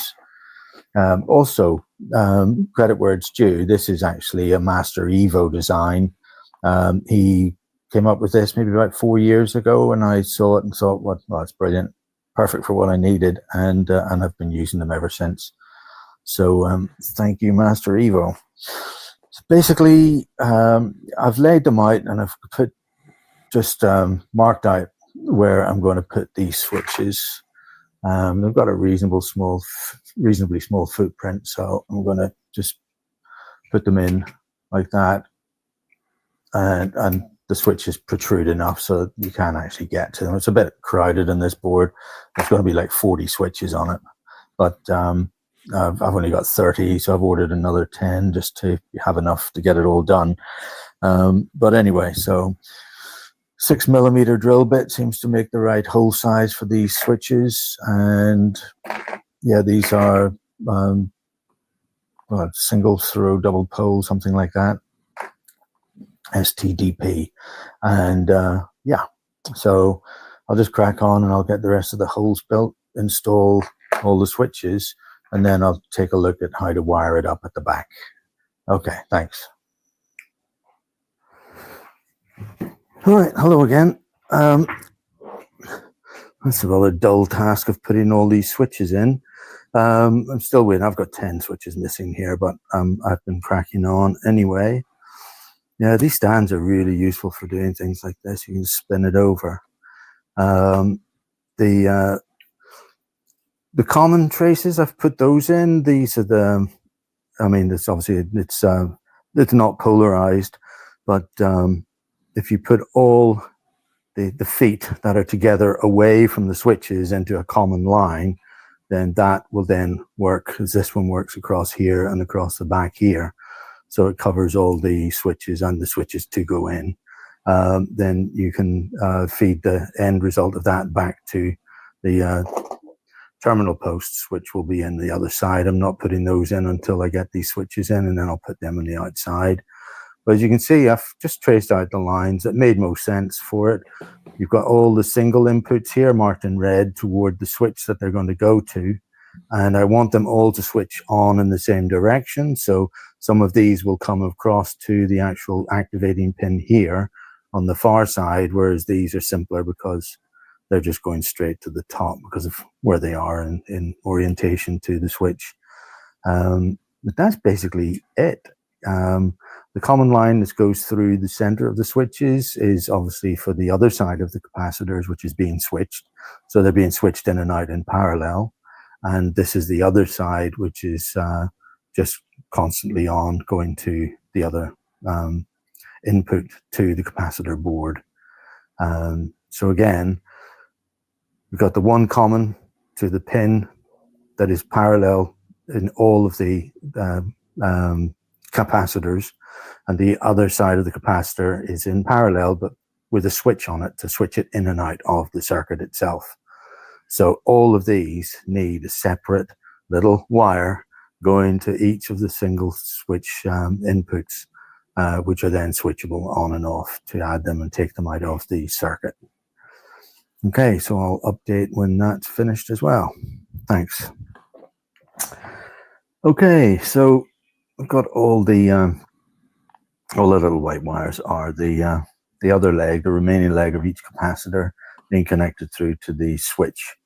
And so I've got all the wires connected for all the switches that I have, still obviously missing those 10, but this is getting it into a usable state. So it'll be quick and easy once I get the other switches in. So I'm just going to test it out and make sure everything is going as it should. Just connect the... Hey, real quick, guys, I just want to tell you before we continue with this, I'll show you an example of how this board works. He also has a diagram at the end. multimeter here to the 2 lines of the capacitor, so that everything is switched off, all the switches in the down. I wanted them oriented one direction. Stop confusing myself. And okay, so that's on. That's a 47. It's showing 44.5. There's another one, which is 44.5 again. And I've been through all of these, and everything works fine. All right, so yep, cool. If anybody needs a schematic, I could give one, but it's really straightforward. And you see the way the switches are connected here. I oriented all the switches the same way up. So I think the writing was on, looking at it like this, the writing on the switch body was on the right-hand side. So that always meant that putting it up is going to switch it on and down is off. So that's how all the switches are configured. And to maintain that integrity, I just put a little red dot on the top on the 2 parts of each switch that are active, so it didn't tempt me to go straight from here to that leg, and then that would reverse the switching. So just something to look out for. Any other tips in this? Yeah, I tend to, when just putting these wires together, is just cut them all first of all, and then just using the tweezers here, I'll actually bend the wire around like that. Oops. Ow.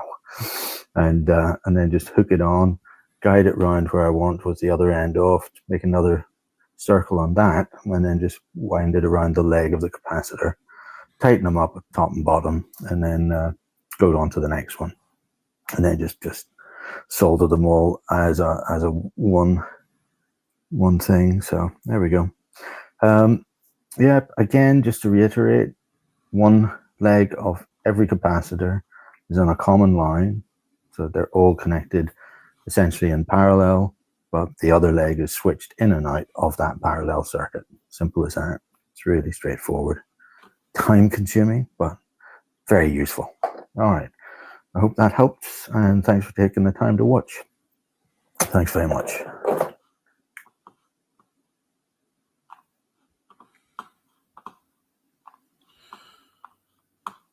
So as you can see, he drew out the schematic for you. Oh, there we go. Nice. Yeah. So I made it relatively straightforward on what he's doing. Yeah, see, this is a little bit clearer for me because I've worked with the 2-pin capacitors, but not the 3-pin before. So this actually clarifies a couple of questions I had. Yeah, the work is the craftsmanship. He did a great job. It's amazing. This diagram is so helpful because when I looked at it first, I thought, oh my goodness, I was overwhelmed, but the complexity and but this is great. You always have a need to swap out capacitors, and they can be expensive. Build one of these and you save yourself a lot of money. Well, yeah, it makes it easy to find the frequency on a Tesla coil, that's for sure. Yeah. Yes. So I'll dial it in. Yeah, I wanted to show that too, because he has another video on his channel where he's just setting this thing up. Let me see which one it is. Ooh, an Ian Encore. Yeah, he's got his own channel, guys. Just click on there and subscribe and put it in the comments. Awesome. Did you put it, or you want me to put it in? I can put it in if you want. Yeah. Oh, he's got the Shawn stuff. Okay, hold on. He shows the board here. Just trying to see if it's the right video. No, I think it was a different one. So it might be this one. Yeah. Okay.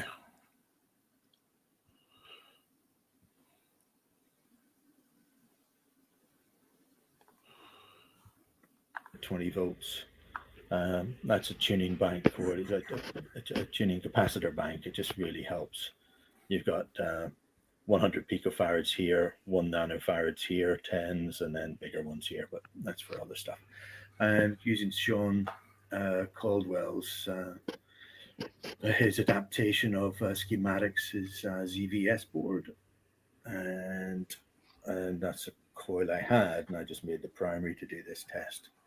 3D printed a top there, so I've got 4 rods so I can put in, but I'm just using 1 just for this test as it stands now. The rod has nothing connected to it at the bottom. I haven't looped it or anything like that. The bottom of the coil is grounded, and obviously just the ZVS is going into either side of the primary. The probe is there. It's about 10 millimeters off the edge of the secondary coil, and I'll switch it on and we'll see how it goes. Yeah, you need to have this switch here, because if you just turn on the supply, it just it doesn't trigger the circuit into oscillation properly, and it just pulls amps through everything and wrecks stuff. So the switch, it gives it that jolt. There it is. It's on, and yeah, 0.2 amps. So that's good. That's sensible. I usually get this blurry nonsense off the current probe initially, but what I will do is I will now start switching on each nanofarad. Okay, so that's 9 nanofarads there. Now, once it settles down like this, I can start to switch them off. It's totally bizarre. And it increases the frequency, obviously, but it also increases the amplitude of the, let's see, if I go one too far, it shuts down. Let's see, nope, it's still there. All right, nice, okay.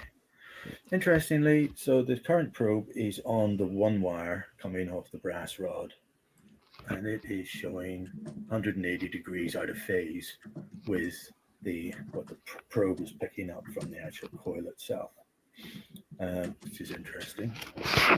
About 1.64 kilovolts there, and it's what's that? Oops, not to be touching the. Oh, okay, let's try that again. I hit the wire. So I just put in all the other stuff again. That's so cool. He just does that. It's totally weird the way this works, but anyway. I'll just show you. As the 1 wire, I've got a couple of fluorescents here, and they get brighter and brighter. As I reduce, I bring it down to literally 1 nanofarad. We're back to 1.64. The frequency is just under 700 kilocycles. It's about 695 or thereabouts. Moving around a little bit, but it's fine. And that's a 20 volts, 0.22 input. And as I said, there's just the 1 nanofarad is left on. Everything else is off. So I'll increase the voltage a bit here and just show you.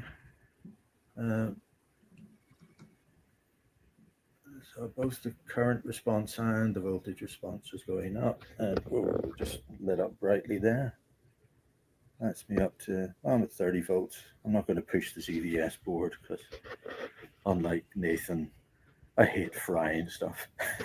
But look at that. This is I've only seen this until I saw Nathan do it. I have only seen this maybe once or twice online ever. And it is just so awesome to see. That is just 1 wire. And that's the end of it. That's the end of the wire. You can touch it perfectly safe. Oh, look. Oh, I guess my. it's either my heat or my capacitance that is causing more draw through from that single wire. Wow. It's just incredible. A wonderful thing. Thank you, Nathan. Anyway, thanks for watching. Cheers. So does he have to even have that second wire hanging off there? He can unhook that and it still work, right? Which second wire? Oh, the little Even though wire he that he was won't work. touching? Yeah. No, he doesn't have to have that at all. It's just an extension. He can just clip it onto another light or whatever he wants. Right, to string them together. Gotcha. Yeah, because this one continuous stream, one to the next to the next. That's it. That's so cool. Yeah, he got that thing going on. That cat bank is awesome, by the way. Like, Yeah, I have to get myself one of those.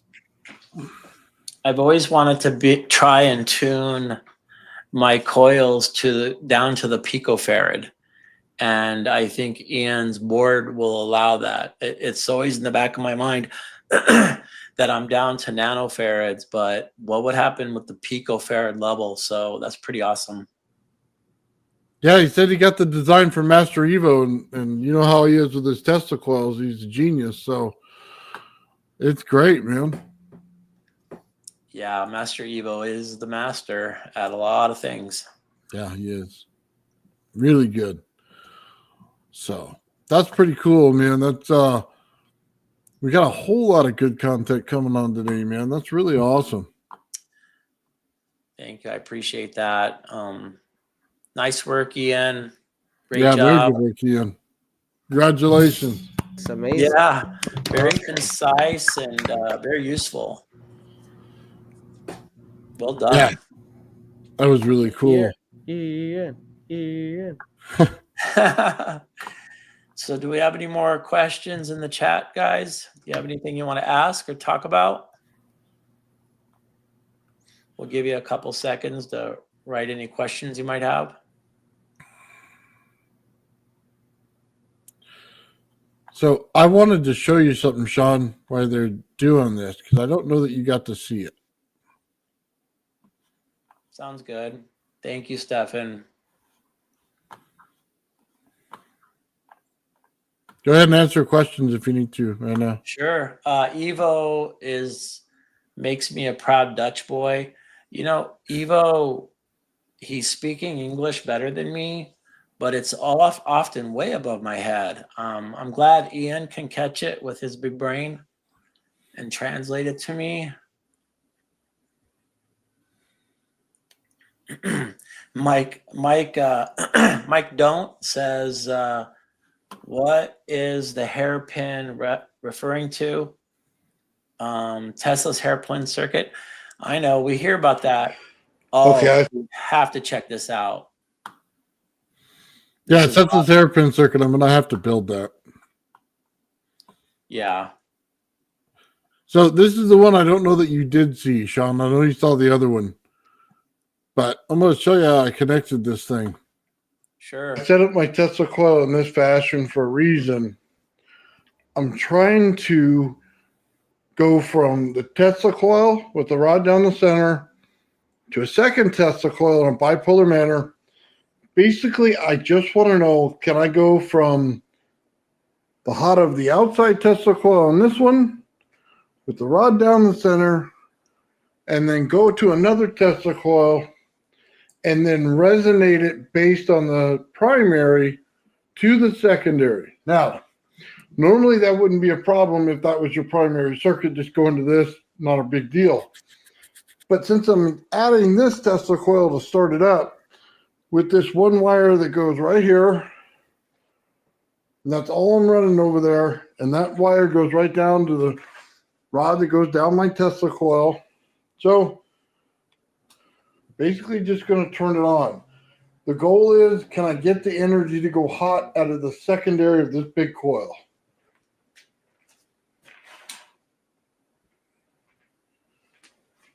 We are resonating at 429 kilohertz.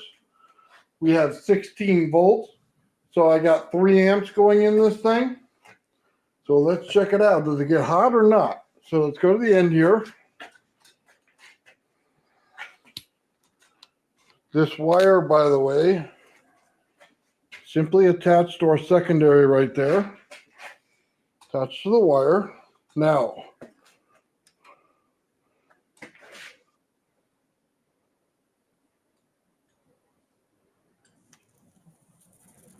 yeah, that's definitely hot energy. So Since we know it's hot and we don't want to mess with it, I'm going to try to clip this while it's hot. Yeah, don't try this at home. That's really bright now. Okay. Now, does it still work wirelessly?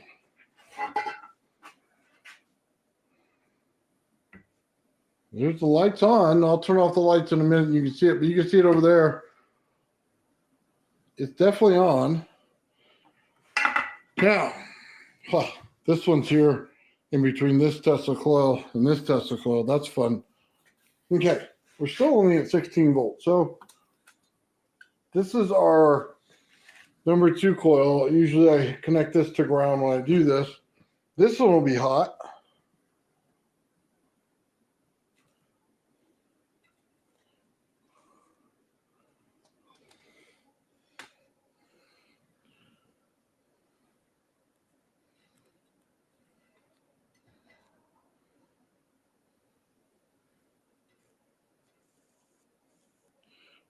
It arcs right there. I think I took it out of resonance, but lights up bright.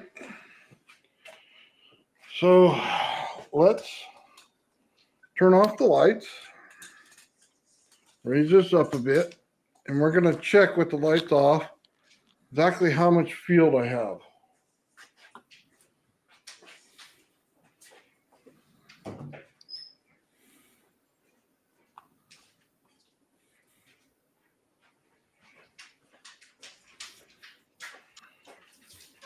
Wow, those lights are really bright. Wow. Okay.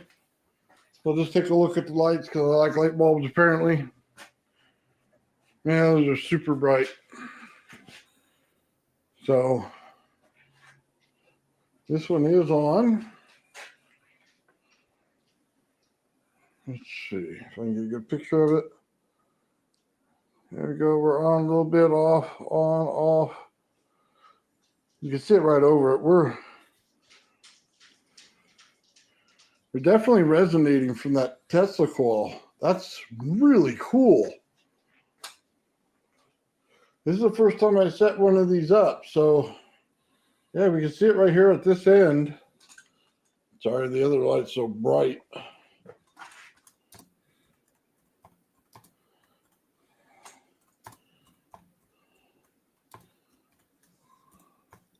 Definitely lit up and it's out right there. Back on. So we definitely have resonance for this one. We know our regular Tesla coil resonates. So there it is, nice and bright. So this is a really cool experiment. The energy goes from the center of my Tesla coil, where it's just picking up extra energy, through the wire to resonating this Tesla coil, then transferring the energy back to a hot energy. So that's just amazing. It's probably just how air cores work, don't get me wrong. It's probably something simple. You could probably pick it up in a manual somewhere and learn how this works. But to see it in action, well, that's something else. That's something I really enjoy. So we're good in resonance. I'm going to go ahead and do a few more little play arounds and maybe spark something. Well, that's just what I like to do. So we'll come back over here.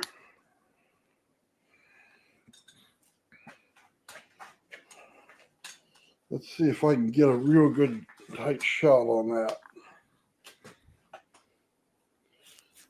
Oh, well, yeah, look at that.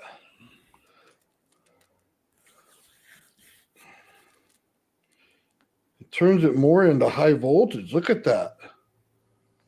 So I'm going to end up blowing something up. I know it. Go between the two. And yes, I do like to play with that. Ooh, my hand's getting hot. Ooh. Wow. Definitely some hot energy there. Wow. You can see the difference. Watch when that light lights up even brighter. And this wire, man, it's cooking this little wire. Ooh, my hand. Ooh.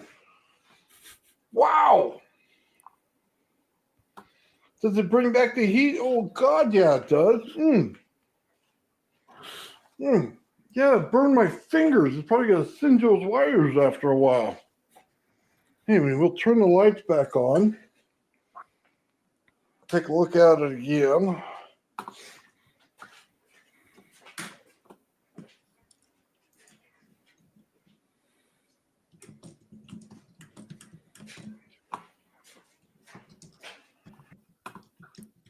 Anyway, that's basically it. So, you there?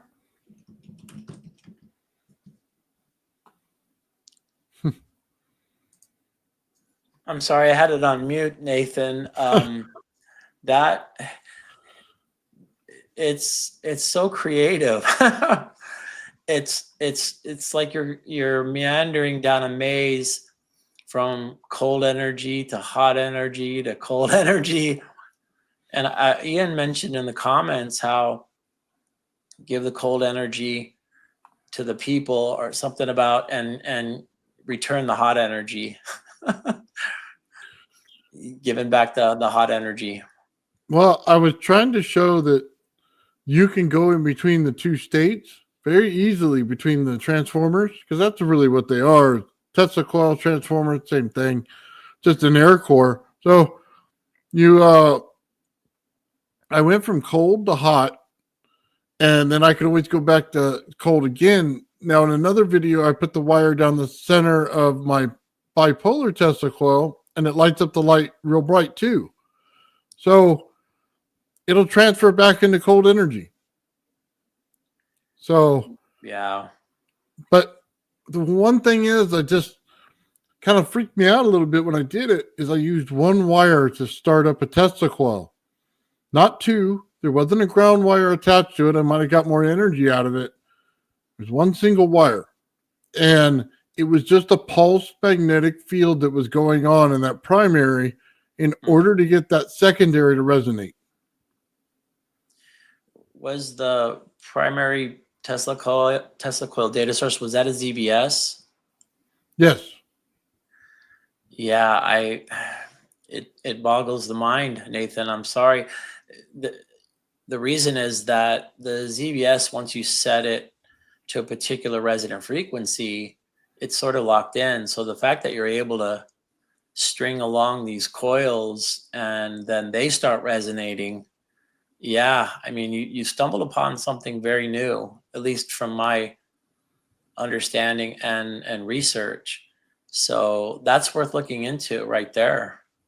Well, you see where I'm clipping the wire at on there? There's a reason why you clip it at that certain point. So I've gotten to the point where I can manipulate my primary Tesla coil wherever I want. I can go up, I can go down the frequency in order to find resonance with whatever capacitance I add to it. So it's like playing with a cap bank, but you're moving the wire instead. So you can either adjust the inductance or the capacitance when you're affecting the frequency, but it doesn't seem like there's enough inductance in the wires that you're connecting to have that much of an effect. And you're not changing the capacitance. That's what's really interesting about this. I mean, unless the capacitance of the other coils is affecting the resonant frequency. To be honest, I don't know. I'd have to watch this a few times, take notes. I can say, though, that you've opened up a lot of doors for experiments right here. Yeah, because whether people know it or not, I just gave you one of the fundamental keys to free energy. And I made it easy to find that you're going to get it out of that magnetic field of your Tesla coil, but you don't have to use a Tesla coil for this. You can use geometry coils to get the same thing. The fact that I converted it back to a hot, high voltage energy like an AC flyback is what's amazing about it. Right. Yep. So, Nathan, not to change topic real quick, but Brant had a couple questions for you. Yeah, go for it. Can you provide a gravity flyer update? Yeah, I just started running it again. I went through the testing of it. I'm going to run it outside and show the test on it. Something I've previously done, so I'm just going to do it again, and I just put everything back into it. I blew up several high voltage modules on it while doing the test. The energy it puts out is amazing, and it goes very far, and I want to show that. So that's why I was just doing the simple test this last time when I showed it, just to make sure the fields are there, they're present. I want to see how much voltage is in there by the distance of the, wires. And I think I need to double the voltage. So right now I'm at 12 volts on there, and I think I need to double it to 24 volts in order to push the right field that I'm looking for. But yeah, I'm going to show it outside with some big distance. Like you saw the lights outside for the one-wire energy. This time I'm going to put hot energy into it and the cold energy, and I'm going to manipulate the fields in order to push that distance. So yeah, that's basically what's going on it. And then I'll be showing some of those tests and the good ones coming up. So it's going to be interesting. But yeah. Yeah, thanks for that. Thanks for that, Nathan. So you're going to be in the backyard with the grab-a-flyer right next to the multiple light water crater you have there, illuminated at 2 a.m. in the morning while you're in your boxers. Yeah, I wasn't in my boxers. I was in my pants, but I was mooning everybody, so I had to put a sensor over it. That was pretty bad, but no, it's drained now. So there's a little gopher living in it. So hopefully the gopher gets out of the way, because we're going to be running some voltage he won't like. That's all right. Up his life. Yeah, that's awesome. No, it'd be fun because you'll see the dirt and everything, and it won't be one of those situations where you're wondering what's under it, because there's nothing under it. But it'll be able to push the energy out. You'll be able to see it. That's awesome. There's some love in the comments about your grab-a-flyer update. So thank you. Society of High Sciences says it was going to be a full moon that night. Oh, it was shining all right. That's clever. Yeah. Somewhere a plumber dropped his wrench. Sorry, that's bad. That was me. So Brent also asked about connecting the Tesla coil to a homopolar motor. Now, no jokes about that. All right, it's a real thing.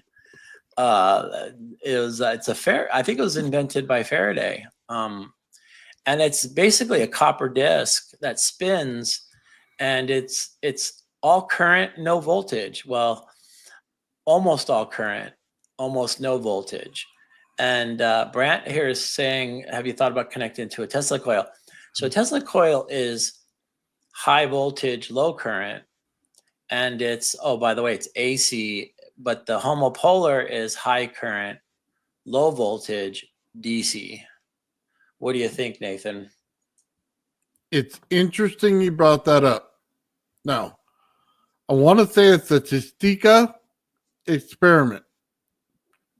And it has to do with a Wilmhurst, what looks like one. Okay. But I think what's missing in there is that single magnet in between each one of those things on the Wilmhurst, right? So, and how do I say this? It would like be putting a disc in the center or something like that of magnets or on the outside, and you're getting high current with high voltage, and they mix. So even if it's just static electricity based on the experiment I showed you, I can still convert that over to hot current, and then I can use the MEG in order to pull the magnetic fields together and combine them. So I think there's a way to do this. And that machine is a free energy machine. So based on what the whole thing we're doing here with all the different energies, we may be able to pull something like that off. Now, it's going to require a ton of testing in order to get it right. But oh yeah, AC/DC, baby. Yeah. It's going to be something that we'll just rectify it on one end of it, whichever one we come out with, but I can get it right. It all depends on how we build that core And that's why I'm looking at the air core. And if I can build it in layers and just activate it in different layers, I'm sure I can get it right. So are you saying that you're going to put together a mag? Because with your building skills, I think you're the perfect person to build it, to be honest. I'm going to put together 2 of them. So they'll be horseshoe shape. So just a little U. And at the bottom, I'm going to connect the magnets in between, right? Mm-hmm. And then I'm going to wire it up. Now, the goal here is pretty relatively simple. I want to get an extra field out of it. So you always hear Gerald talk about anomalies. Well, that's what I want to do. Hello? Yeah, sorry, you sort of hung up there. You say again? The last part? I'm completely frozen right now. Yeah, we can hear you though. Okay. Anyway, I want to try to combine the fields in the Meg. So if I could put the high voltage with the high current in there and just put it on different sides, can I combine the 2 to make something good? Yeah, I think Nathan, the 2 screenshots that you sent me today, one of the Meg and the other one of the free energy device. Did you want to reference those or maybe for another time? I think we're going to do it another time. But yeah, Okay. I think it's one of those things that I can't even show my camera. I don't know what else failed. But it's one of those things that I really want to go over in detail on how I'm going to do it, because there's going to be a whole lot of questions associated with it. Oh yeah, a whole lot. Every time I see somebody work on the Meg, it's always almost it's they get all the materials together and then they tell you what it's supposed to do and then they say it's almost there. And so it would be really good to see somebody like you, an experienced builder in this area, to put your focus on something. Just for me too, I've always wanted to build a Meg, but I have a complexity level that I can't exceed. But if somebody like you, who's a good teacher, it would be great to sort of follow you along on that. So Ben, are you still on? Yes. You had to think about it for a minute. Oh, it's so great. A whole bunch of thoughts came to mind to your comment, Ben. Sorry. So Ben, do you have an update on what you're working on? Anything new? I do have an update on the dual thief setup that I've been running. Some interesting news. So we have been running the dual thief for I think it's the 3rd test now, just to confirm the readings, and it's lasting about 24 to 25 hours on twice as bright as the single thief, the lightning thief, which was about 3.3% brightness. Now, this is interesting because it still shows significant energy gains, but at a 80% efficiency of the single lightning thief. So what I mean by that is it's not as efficient as the single lightning thief, but I have a couple of theories on that. One theory is the second coil that I'm using with the second lightning thief for the setup here is missing an entire wind. So I was short by one entire wind on the coil. I was short on my wire. So it's missing an entire wind for the frame. That might contribute to the efficiency discrepancy there. So I'm not ready to give up hope on the dual thief setup. It could still prove useful. And as it stands, it does seem to be getting at least 24 to 25% more efficiency than the inverter. So if I can bring up the results here real quick. Yeah, that sounds great. So let me switch this over here so I can see it. All right, so this is the comparison of the single to the dual. Ignore those two graphs; those were outdated graphs. So the voltage drop rates over time for the dual thief seems to be steeper than the single core thief. The single coil thief. I'm on the wrong thing here, I think.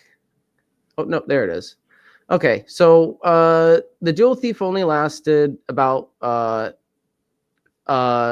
15 hours and 30 minutes relative to the same discharge rate as the single coil. So this was the first 15 hours. So actually, this is outdated too. Okay, so I'm just going to tell you what the results were. Here's the graph. This is the graph I'm looking for. Can you see it? No, you can't see it. No, we can't see anything. Hold on one second. So just tell us what happened, Ben. There we go. Okay. So the single coil lasted 60.5 hours, the single lightning thief. And the inverter, when adjusted for the power factor and everything, lasted around 38 hours. Okay. So the inverter we know is already getting around 90 to 96% efficiency. We measured it at 96. We also have it in the graph here somewhere where we assume the 90% as well. But at any rate, we can see the difference in efficiency here, 0.714 to 0.457 on the coil, and 1.254 watts to 0.614 watts. It's a little bit steeper of a efficiency loss. So that's right off the bat, we know that the system is acting a little bit more efficient regarding the losses coming in and out. Now, this is a better graph where you can see kind of like clearer how much efficiency loss is in the inverter on the right compared to the coil, the lightning thief on the left. Now, the power level, while it's a lot less, the efficiency seems to be a lot more.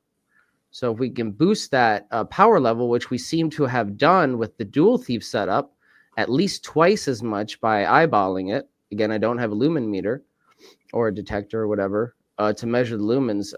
It's at least twice as bright, in my opinion. So that's pretty significant that we boosted that while maintaining the same efficiency. So relatively, with about 80% of the same efficiency. So that's pretty significant. One thing, here's the setup here. Here's the two lightning thieves that I've been running on the top, each with their own coil, one the Mark I coil and the other one with the Christmas coil that's missing the wind. Okay, and that's the indicator light there. While the margin of errors seem to be wide in these tests, they still fall within the confines of indicating significant energy gains.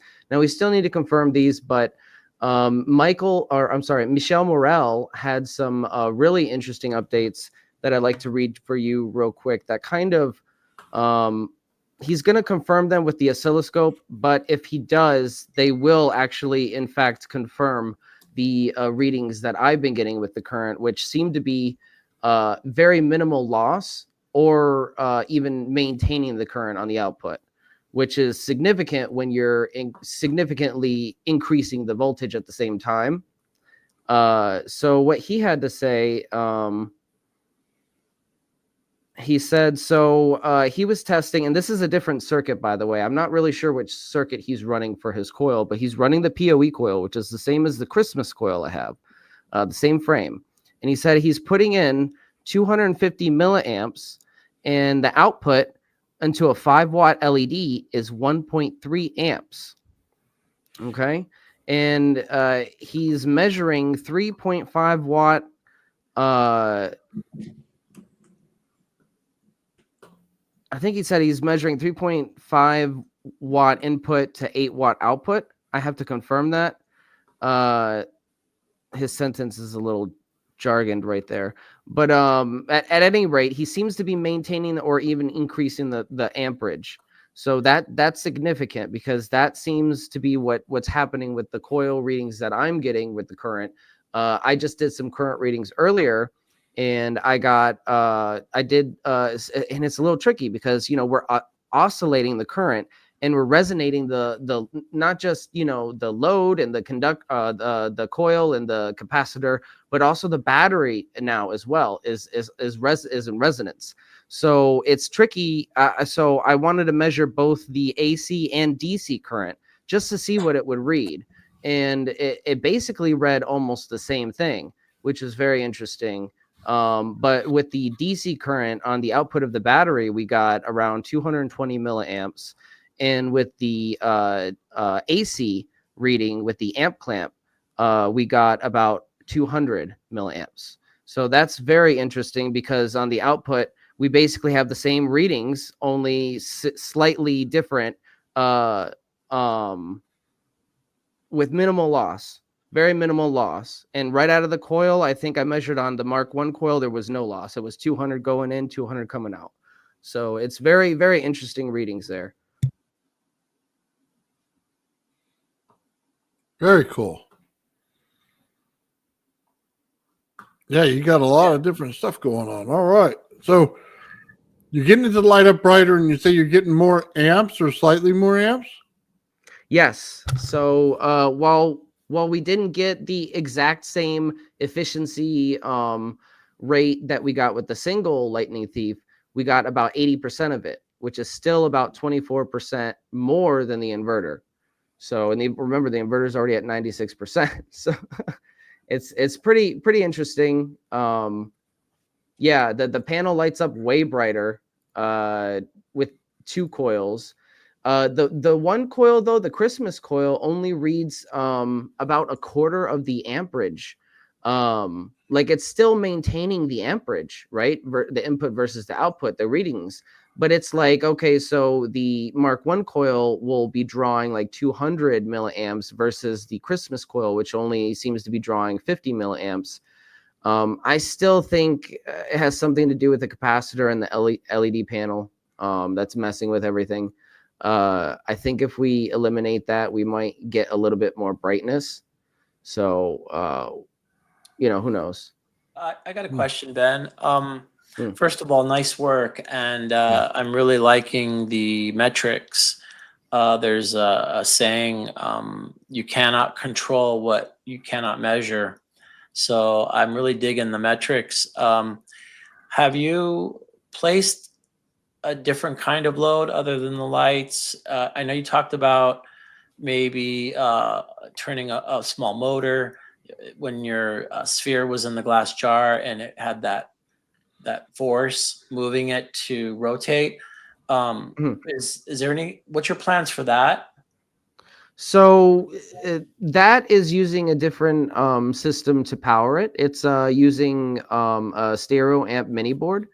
And that is interesting because I haven't really found a use for that other than wireless induction. So what I mean by that is, it has to be like a closed circuit. You can't really attach a load to it. As soon as you attach a load to it, the electromagnetic field, it dissipates. So the only real way that I see that being useful is if you use the free energy that's coming out of it through the wireless induction method by using a pickup coil. And then you can just basically power lighting. I'm not really sure other than that what you can do with it. Again, I want to get the green machine out to you guys. That's what my plan is for 2025, is to get the Lightning Thief prototype and green machine, which will emulate that test as well. Sure. And it will just basically be a plug-in and play system, like you'll be able to monitor the input and output wattage on the LED panel, the RPMs, everything. You'll have a Yeah. timing system, everything right there in the little box. And all you'll need is your bifilar coil with 2 channels. That's it. Incredible. So yeah, so that's going to be really fun. We have the PCBs printed and they're already on the way. I'm going to Awesome. go over some, I'm going to go over some ideas on how to case them in the box that I have, and maybe have to redesign it a little bit, but we will try to get those out to you guys to test. So maybe you guys can figure out, like what these would be most useful for. Because again, these are going to go out to you guys, so you can kind of like beta test them for the consumers. Sure. So before we roll out with the consumer versions. So Ben, just an idea. If you used Ian's cap bank, and you probably wouldn't use nanofarins, but you'd probably use a higher thing than he had. But couldn't you adjust the load on it based on that? So if you wanted to pull it through, Yes. you put it into the cap bank and then put it hooked to the lights and then adjust each one of them until you get to the right one. You could exactly do that. I was thinking the exact same thing when I was watching that switchboard and having him explain what he uses it for. That kind of like put a light bulb in my brain. Yes, absolutely. I don't know if I have time or the resources to build one at the moment, but when I have the time, I will try to build one of those because that's going to be useful. The load has to be perfect. You have to tune the load. You have to pick the load to go with the circuit that you built. Yeah. Sorry, I was even thinking the ones that I keep taking off of my Tesla coil circuit with the GVS. All those caps, you could just use them and put them together and see how many of it took to get there. So if you have extra ones like that, even if they're not like Ian's real specific, it would help. That's actually, you know what? And I think that's the missing piece of the tuning puzzle. Because as you see, like Michelle and I have kind of come up with different ways to easily tune your coil. So you can tune it into resonance with the lightning thief and potentiometer. That's what we're going to have for you guys. So you can tune your coils into resonance. And then to tune the coil with the stereo amp board, you have the method where you kind of slowly crank it up from 7.83 hertz, saturated in that frequency, and kind of just like ramp up the frequency a little bit, 1 hertz at a time, right? And you kind of like catch it, and then you can kind of speed it up real fast. And the closer you get to that resonant frequency, the more efficiency I think you'll get out of that. But that's the way you tune that. But I think you've came up with the way, or Ian, has shown us the way to tune the load. So this is very important, and the battery, the source has to be tuned as well. You have to pick your battery correctly. Like Bedini said, 12 to 20, what do you say? 12 to 24 amp lead acid battery. Yeah. So, I mean, it all has to be chosen carefully. So it goes together. The capacitor changes the frequency, obviously. So you want to choose the capacitance carefully. You want to choose the load because the load can act as a capacitor. So Sorry, did you say 12 to 24 amp? No, volts. Oh, did I say amps? I heard amps. If I did, I apologize. I was going to say you're going to blow up a lot of stuff. When I'm on a roll, sometimes I'm on a roll and you can't stop me. Sorry, it just sounded wrong. I was like, wow, that's some hot coil. That would blow you away. Yeah. You're going to be like Electro Boom if you sit on it. Your butt's going to be burning, man. Oh, boy. That's bad. Right. So that sounds great. You make some good points, Ben, how it's a super balanced system, how you need to achieve the right resonant frequency. You mentioned having the coil though, and having the geometry of the coil makes it so much easier to do that. Because once you have that base component, you can, like I said, with the lightning thief, easily find its resonance, right? And then you're golden. You can work from there. And it's just, in retrospect, it's going to be a very easy process to do. And, since I see so many of these coils already sold on Etsy and all that, I'm just going to go ahead and have a version of the green machine where it has a small coil in it,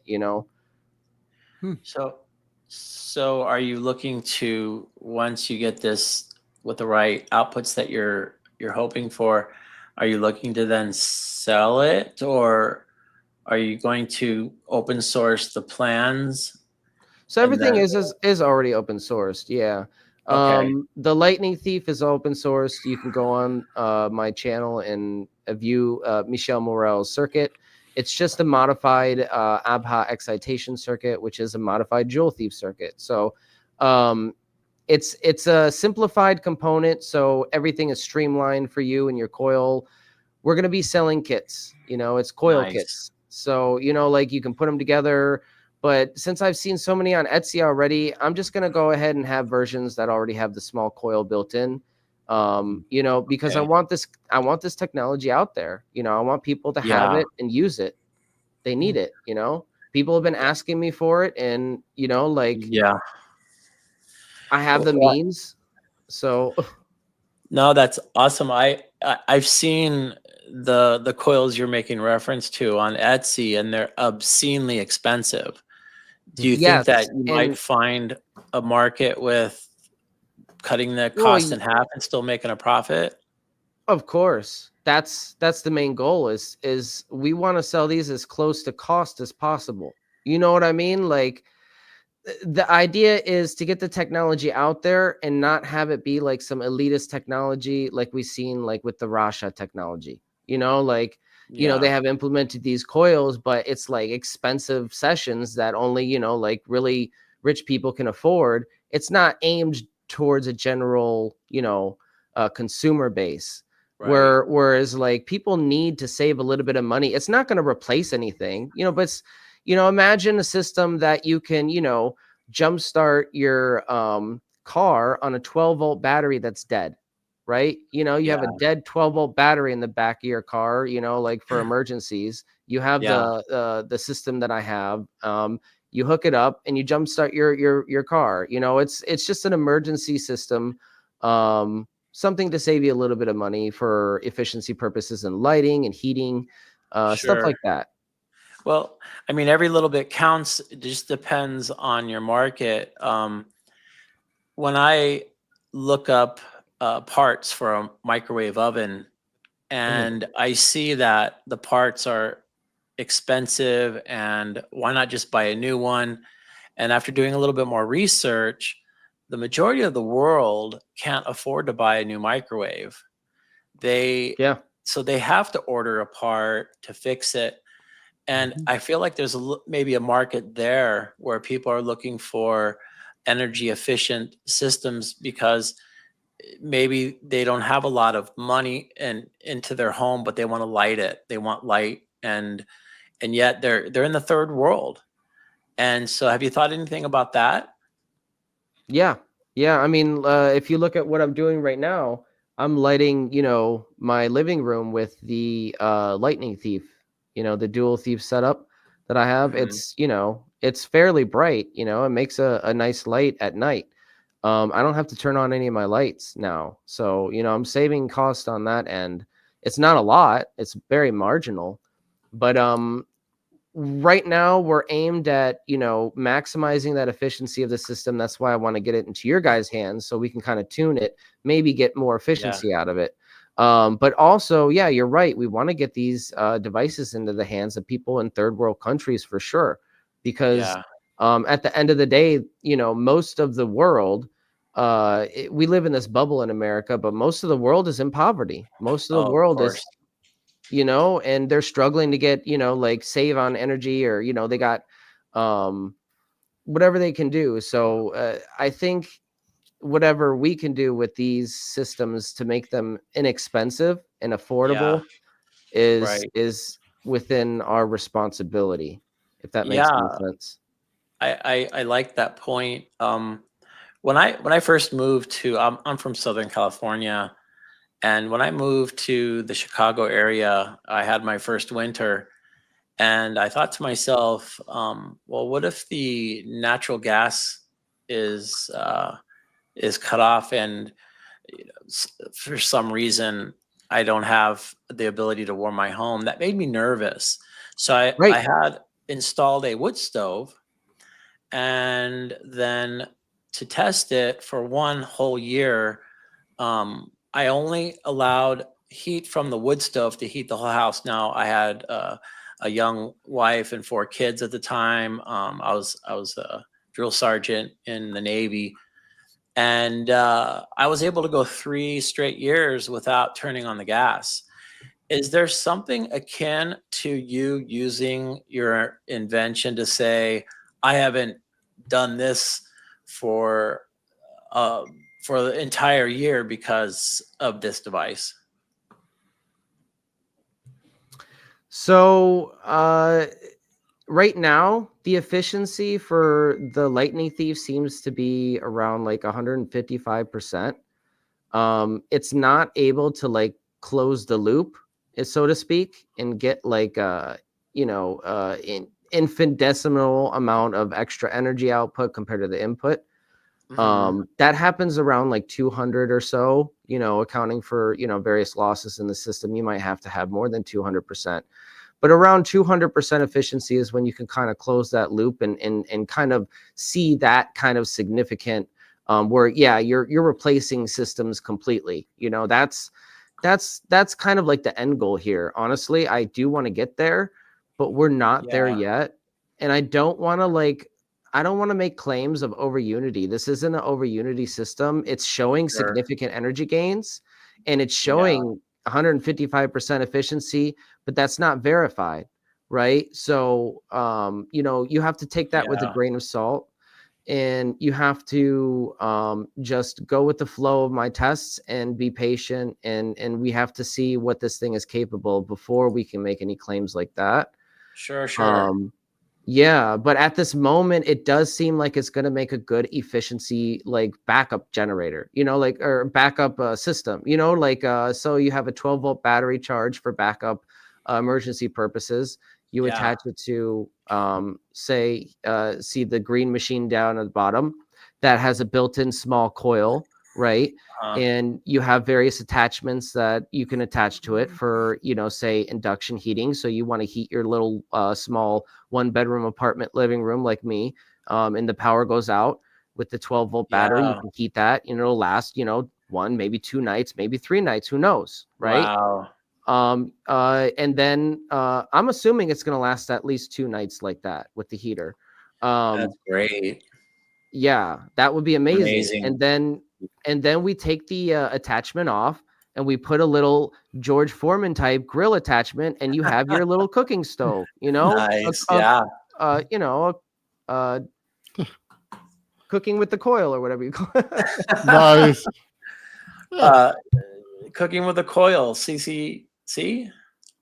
No, CWC. Yeah. So yeah, I mean, this is what I was thinking of when I was like, oh crap, the winter's coming up. I don't have a lot of, like savings or money or whatever to get a proper generator for my apartment. Like a big APU. My APU is busted. It doesn't hold a charge anymore. So let me try to, get this in order. And I do have the lighting down. The lighting is going to be, no problem. As long as I keep that battery charged, I got lighting for 3 days. You know what I mean? So the heating I know how to do. It's not hard, but I haven't tested it yet. The 150+% efficiency is earth shattering. I mean, it's pretty hard to wrap your head around. But that's just what the data shows at this moment, and Michel is showing some really amazing data regarding he says he's close. He's not there yet, but he's close to over unity, and he just needs to verify some things. And I think he's there. I think he's right there. That's awesome. You guys are a good pair. Yeah. Thanks for sharing. Yeah, no problem. I appreciate it. Yeah, it's very, very exciting times. It is. Nathan's OWE. And I tried to create an acronym for my Tesla coils. The MTC, the multi-layered Tesla coil.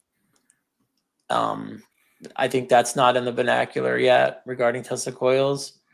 And so, Ben, now it's on you to put out your acronym for your because see, one wire energy's been done with Tesla 100 years ago. Tesla coils that I work with, though, it's a different slant on it. It's again 100-year-old technology. So you're just putting together a design that's unique, and we're going to test that. Have you thought about what you want to call it? You know, I haven't given it much thought, but I'll get back to you on that. Sure. Sorry, I don't mean to put you on the spot. I know it's a big question. It reminds me of reading Gervis's paper on Electrets, where he wants to call it bacon shake. Oh, nice. Bacon shake method of building Electrets. And it's catchy. Well, I did come up with the name for the shop that we're going to open. It's called Coil Kits with a K. So 2 Ks, Coil Kits Lab Shop. So I don't know. Nice. Maybe we can Awesome. turn that into an acronym of some sort. I like coil kits with a K. That's very cool. Yeah, with a KZ. Yeah, KZ instead of an S at the end. So, yeah, just make sure there's no K anymore in that acronym. No third K. Do not add a third one. Just don't do it. He's like, don't do it. I can guarantee it will be not good. I would change the first letter to a C myself. That might be a better idea, Nathan. Yeah. You know, Shawn, all I kept thinking about with your coil was the big blue balls we saw. Like the blue balls of the Mini. I don't know, man. That's bad. Oh my goodness. Oh boy. I don't know who said that, but they need a timeout. We'll put the dunce cap on him, put him in the corner. I'm gonna get my mouth washed out with soap. I forget who said it too, but I won't point fingers. Oh man. In the chat, special K coils. Oh, nice. Because Ben, you're special. That was bad. Thank you. I appreciate it. Oh, wow. All right. Well, a lot of good stuff coming tonight. I feel super awesome, Nathan, you letting me share, and I really appreciate you all in the chat. And Ben, I appreciate you as a sane shoulder to cry on, a sounding board. But it's that same bat time at this bat channel.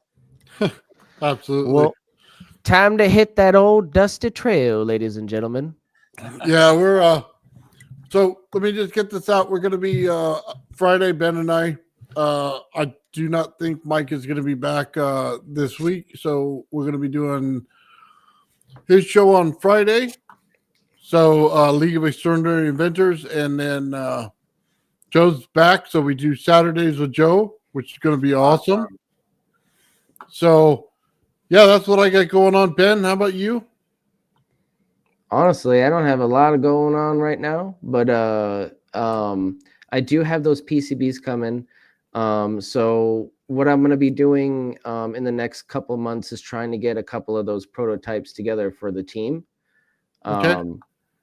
That's really the only thing I have going on right now until I figure out my next move. I honestly don't know what next set of tests I'm going to do. So. Gotcha. Shawn, are you working on those Electrets this week?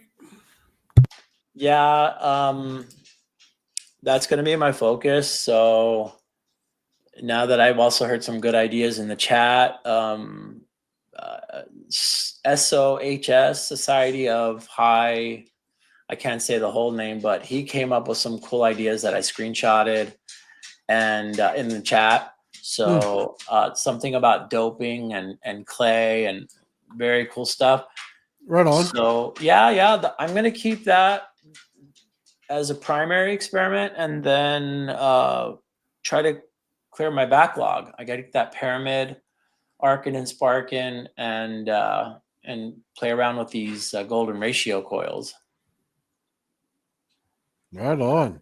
That sounds good.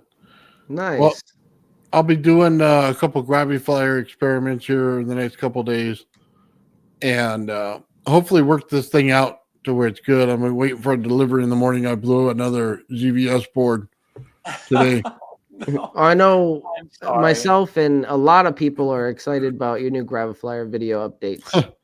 Well, I keep blowing things up because I keep pushing the limit. So I sometimes, man, I wish these EVSs would go up to like 100 volts, man, because sometimes you need the power. Sometimes you're just messing around, and if you leave it on there too long, things explode, start to smoke, and little fires go on. So yeah, I'm gonna have to get better at that. But yeah, wait for a delivery in the morning to get that going. So. All right, guys, it's been fun. Thank you guys in the chat, man. I had a great time in the chat today. And Shawn, thank you for presenting today. It was totally awesome. I also want to thank Gervis for sharing as well. I wish he was here in person. We'll have to see him again next week, maybe. Yes. And Ben, thank you for all the updates and everything, guys. Oh, you're welcome. No problem. And thank you, our fearless leader, Nathan. Oh, Yes, thank you, Nathan. Right on, right. guys. It's been fun. Have a great night. All Have a good right. night, Talk everybody. soon. Bye.